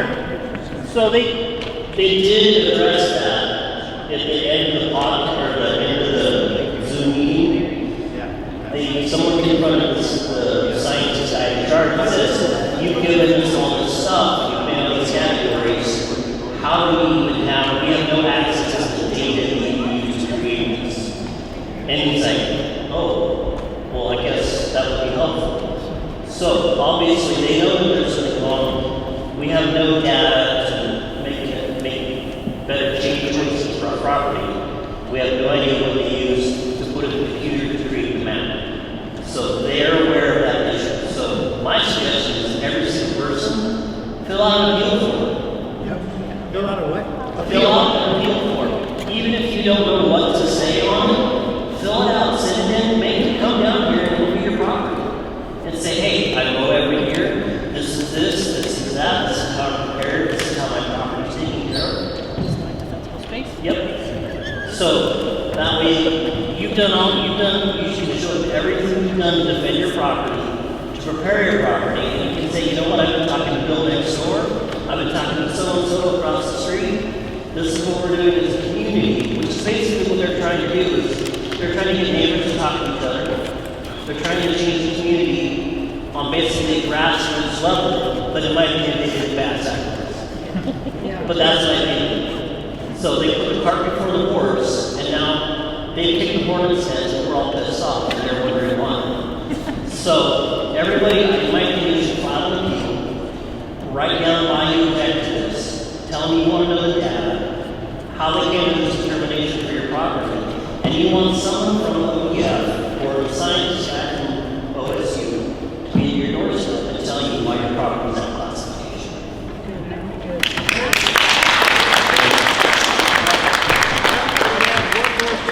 And that is, I think that they should get rid of the endpoint on the appeals process and just leave it open right now until they can get their act together. I know that a lot of conversations have taken place since last Wednesday when the Zoom meeting took place and some of those subsequent conversations. So it's ongoing. I would just generally say there's probably more to come on that, but lots of conversations are continuing.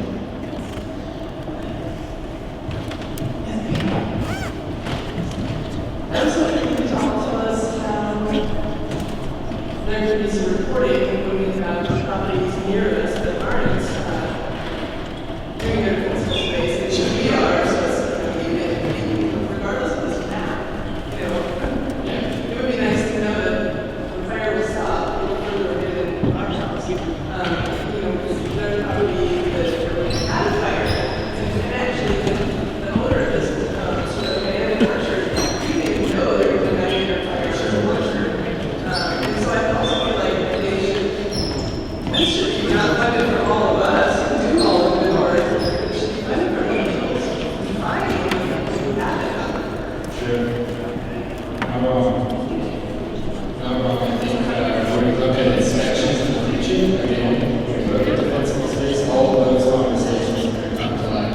We have to make folks aware that this is a new state law, and it's not going to be how this tomorrow, this is perspective, tomorrow it takes place. We need time to acclimate, we need time to socialize, and as soon as we get to a point where I think generally Oregon knows what defensible space is and what the requirements are, is when we have those conversations. All that information, though, like you said, I mean, these people should have been doing this all along. They should, absolutely. Where do we, can we call somebody and say? Unless there's a local ordinance adopted, there's no state ordinance as far as the defensible space. The state fire marshal's office, there is no code that exists that's going to address county issues. It has to be local adoption, county, city, municipalities. Yeah. Actually, there's one more that we'll go back down. This is more for your, No, I was never there.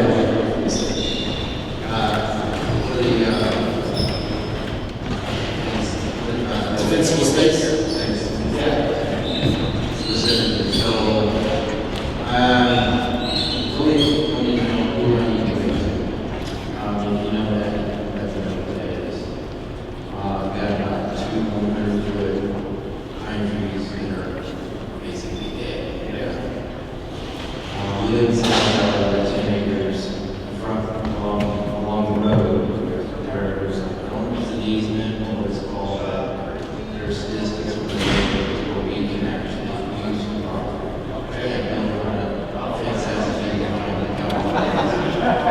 So the street right on the road. And there are I got the same down on asphalt road that benefit them. Who do I go to? Is it the city or is it the fire department that's going to be responsible for taking care of that? Or am I supposed to take care of it even though it's outside of my property? If it's outside your property line, yeah, the obligation doesn't sit with you. The hope is that you could, identify who that property owner is, right away, whoever that is, that city county land, is to have a conversation with them, and then maybe have a conversation about whoever that we make whose ordinance in place, and who actually goes out and enforces it, maybe who does. So who's that? Where are you guys? We live in San Valley. You and I discussed afterwards, I'll figure out who it is. Okay. See, I have one more hand, y'all have been troopers. Yeah, let's start with 30 minutes. Okay. Yes, ma'am. I just wanted to ask you to clarify, I'm not sure I understood you right, but did you say that what we have going on here will not at all affect zoning? I don't understand how that's so. You can't use against defensible space, whether you're in compliance or not in compliance. Per the legislation, won't allow it to be used as a determining factor, whether you get a permit or land use decision or things like that. Not the map, but specifically defensible space. Okay, so the map is a different issue that's in conjunction with the defensible space? Because Yes. what they said on the Zoom meeting is, and I want to build a home. Yes. I can't have a home within almost 800 feet of another one. That's not even, Yeah. on my neighbor parcel, that's not possible. Exactly. For different state agency map plats, obviously different for us. For defensible space, that can be, I'll just use general terms, can be used against you when you want to pull a permit or a land use decision as far as you have defensible space. If you don't, we're not going to issue a permit or something like that. That's not going to be a part of the But process. it's still not going to be issued. Because there is that other issue. Another one is.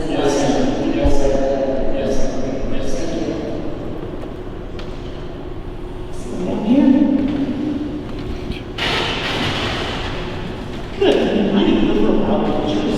I walk back, eat some cards, I'm not talking about Give me a cell phone for all of us.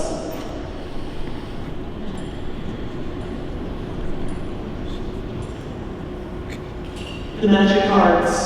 Okay, go ahead. So what is the role or responsibility of the city with this? If you drive around Oregon, there are so many dead trees in the city. Dead overgrown bushes, trees that are falling on top of trees, on top of bushes. I mean, huge fire issues. And you would think after the Alameda fire that people would say, wow, we should probably cut some of that and clean some of that out. But what is the role of the city with that? And I get the property, each individual property owner, but the city is responsible too. They are the worst example of how to take care of dead trees and overgrown barriers on city land. So what is it? So I think you're absolutely right. We're responsible for those parcels of land, wherever you're living to, I don't know specifically, but they have that responsibility. And our hope is, through defensible space even, we can leverage some of those conversations because now this is a state law. This is a requirement to have defensible space. And so that they leverage some of those opportunities to improve some of those vacant lots that are overgrown. That opportunity has been there. So if we really want people to get behind this and do their part with all of this, because it is a pretty big task for everyone, the city needs to lead by example. And we need to have some direction from the leadership on how they're going to do this and what a taxpayer can expect that the city is going to do to provide that example. So what are you doing with the city specifically? Maybe another question might be, have you ever written the city a citation? Have we written the city for what? A citation for, having a fire hazard that they should be taken care of. So we don't take care of the, vacant lots or vegetation. That's never been a part of the code. What we focus on is businesses, and if there was a city business, then absolutely. Say, just to put I this weird example, but a city, city hall, for example, that doesn't meet fire code. If we were to go do the inspection, absolutely, they're going to get that violation. That's the city or county whoever owns that parcel. They have the obligation to vote the nuisance code, the abatements code to do that. Not us, but the road.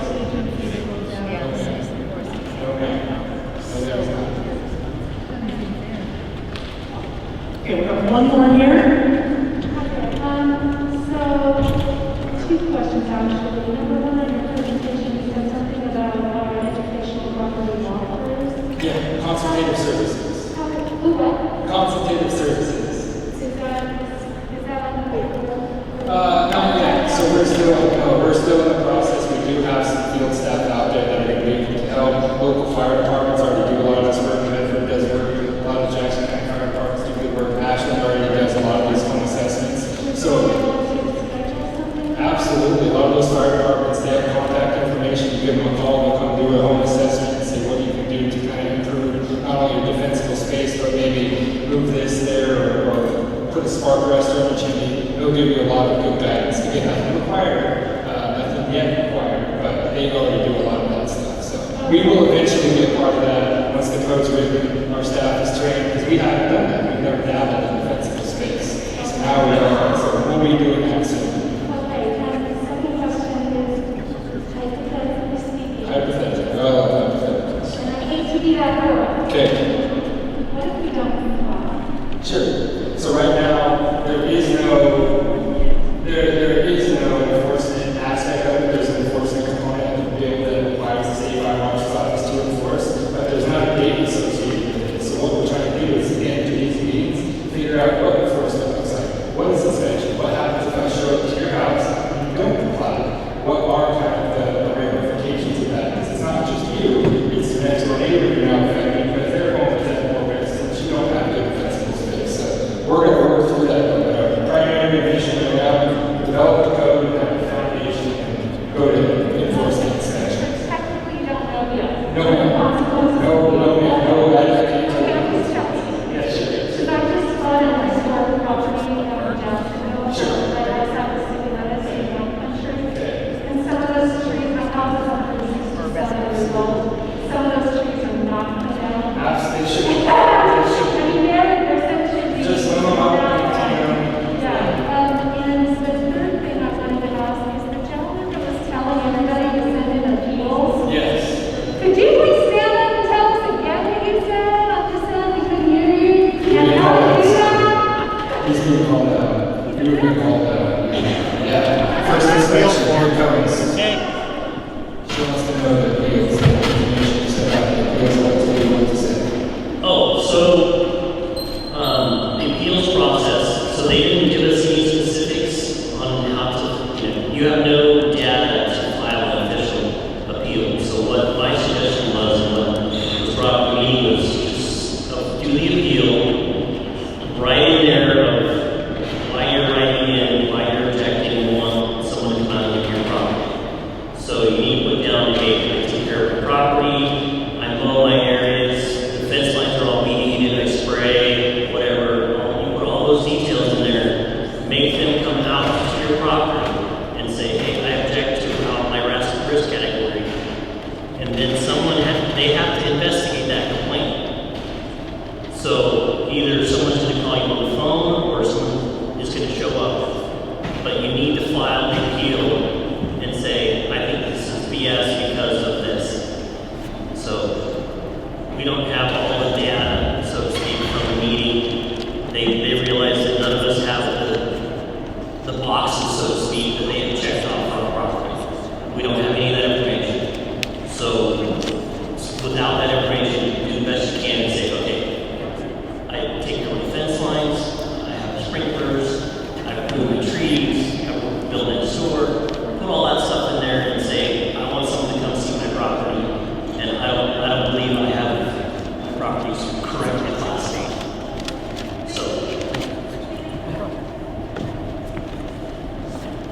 So I know that there's been a lot in regards to you not being connected with the map, but it is deciding what you're going to enforce for the defensible space, correct? Do you agree with the ODF map?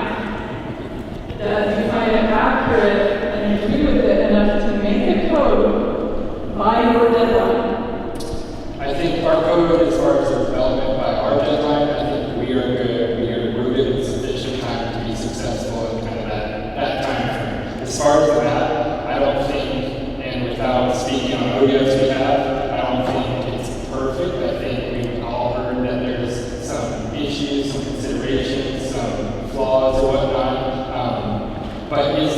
perfect. I don't think they think it is, and I don't think it is. But as far as is it a perfect product or what my personal opinion is, I'm still on the block, and so I won't go on the record saying that I think it's right, wrong, or indifferent. I think it is a map, and I think it highlights risk, whether you're low all the way up to extreme.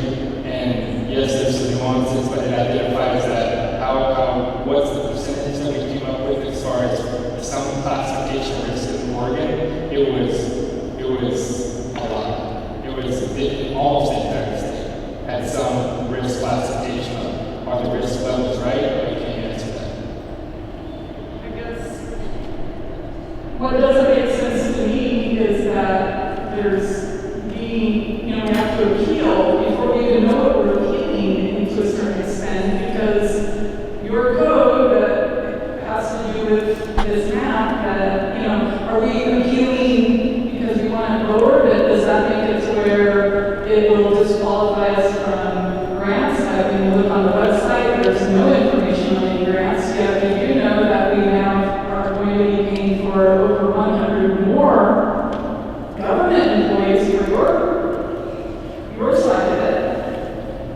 But and there's money going to BLM, there's money going to ODF, there's money going to the Forest Service, but we're the ones that are going to have to be doing the cleanup. All of us.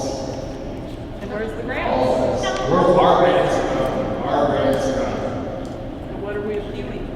So I think that's an ODF conversation. Just the same it isn't, but the map, the risk qualification, the risk classifications, the designations, that's all through ODF. And so yes, it has an action task for that defensible spaces. And I'll be the first one to tell you, defensible space should be applied from low to moderate to high to extreme. Because if you are given any risk, regardless of if they're necessarily right, if you look at a lot of the burn starts in 2020, a lot of those areas weren't necessarily in those high-risk classifications, and we lost 5,000 structures across the state. So defensible space, what I'm talking about, where I really have the authority to invest, is we need defensible space. It's not just the classification. What she had mentioned is many of us who have practiced this for years are screwed for insurance, real estate reasons, because I encourage you to reach out. I encourage you to reach out to ODF. I encourage you to take some of this Well, I have a whole, you can look at my phone, the conversations I've had through your office that they're supposed to call me today, because I've sent 3 emails and made 1 phone call, and they guarantee they'll get back to you. No response. And I still haven't received my letter. Who? Someone from our office? Yes. Okay, we can talk about that afterwards. Because at the end of the day, you probably appreciate that 67 staff trying to roll in about meetings right now. There's a lot of places. I get about 75 phone calls a day right now. So I'm working through every voicemail the best I can. I know they fall in the cracks sometimes. So don't let that one time you represent my office is all follow up with it.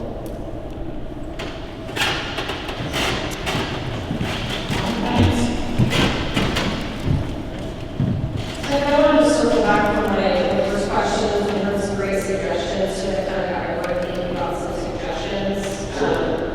One being for the concern about the public spaces, even if they're vacant, but they adjoin a private property owner, can you make a suggestion that public properties that adjoin private properties, if at least adjoining, have to also comply with the city rules? That's a good point. Okay. Seems like common sense. Yes. So other things we're having, many conversations are going to be happening with people. I think it's fair to ask the head state individual that represents the insurance agency to also hold meetings so they can start hearing the real life impact it's already having on people. Insurance is already being canceled. The cart is before the horse. And something else too is you're saying it's not linked to the map, to follow her comment, it is linked in a way. So I'm looking at this appeal form right here, and one of the things that checks, one of the boxes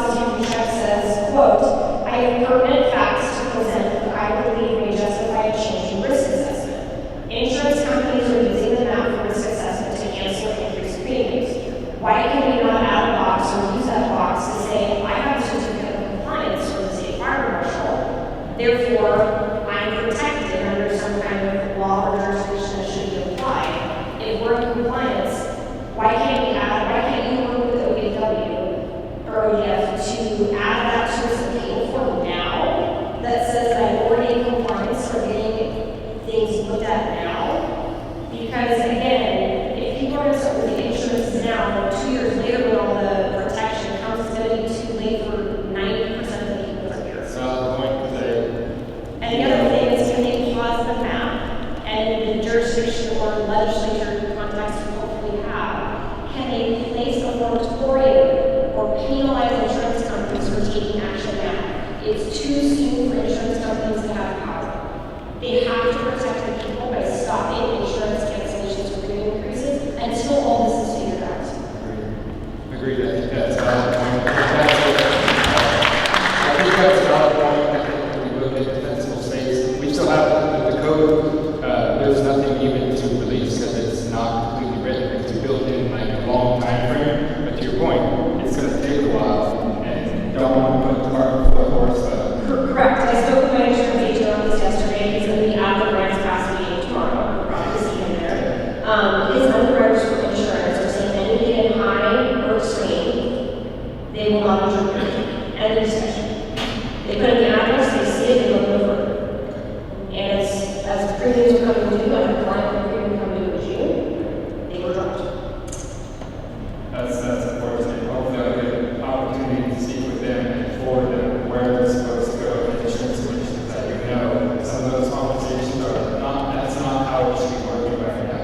When we look at it, it is what you're hearing absolutely 100%, but it should be happening. And so again, the insurance commission, we were given direction, or not direction, the ability to basically let folks know that they're doing adaptable to look at some of the information and follow up with some of those investigatory processes. Who's going to cancel? Who insured them? What did they say? Were they basing it off the risk map? Were they basing it off something else?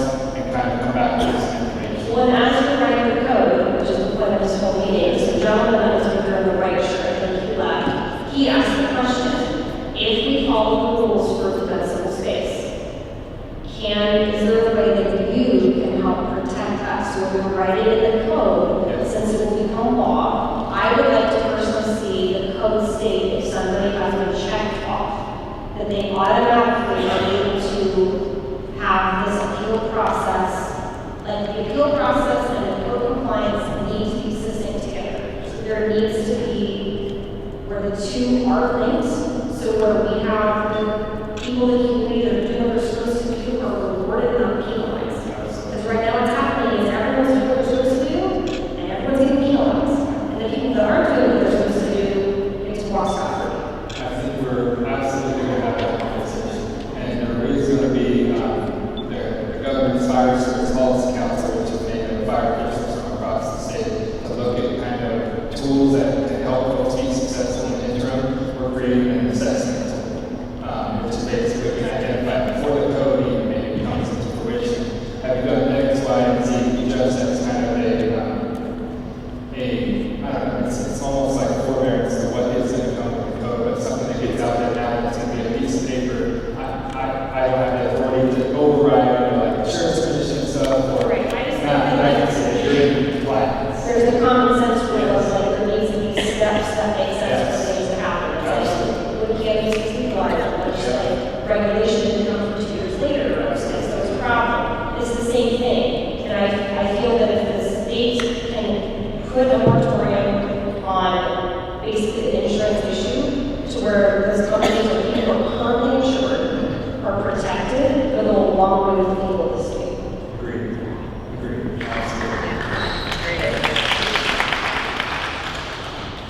Okay, I see one more hand.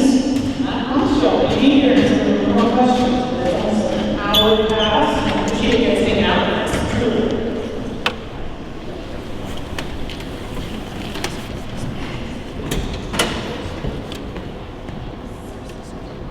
When you come up with the wording of the code and comes up for adoption, will there be a review period that gives us ample time to make comments? Not just put it on the agenda that shows up and 2 days later it's adopted? No, it's going to come out in September, October-ish, and it'll be full 2 months-ish to review it, provide public comment. There's always from now until December 31st to be availability of public comment. And there'll be a draft for you to look at. Yeah, everybody will look at the draft before we do that. Absolutely, looking at the parameter of the international moving code and those best management practices, but it's going to be out, it's going to be available for you to review. But I just saw a notice on the building codes, they're scheduling one meeting that's a combination meeting, saying it's part Zoom and part in person for the building codes. And it's, I can't speak to the other agencies, but I want to folks ask either meetings for ours. And it's because we wanted to hear from the specific communities. Appreciate you guys taking the effort to come out and talk with citizens. And we really do appreciate it.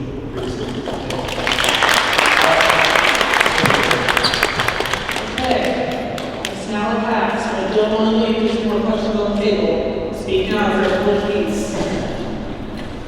Okay, thank you all so much for tuning in. Thank you so much. Thank you all.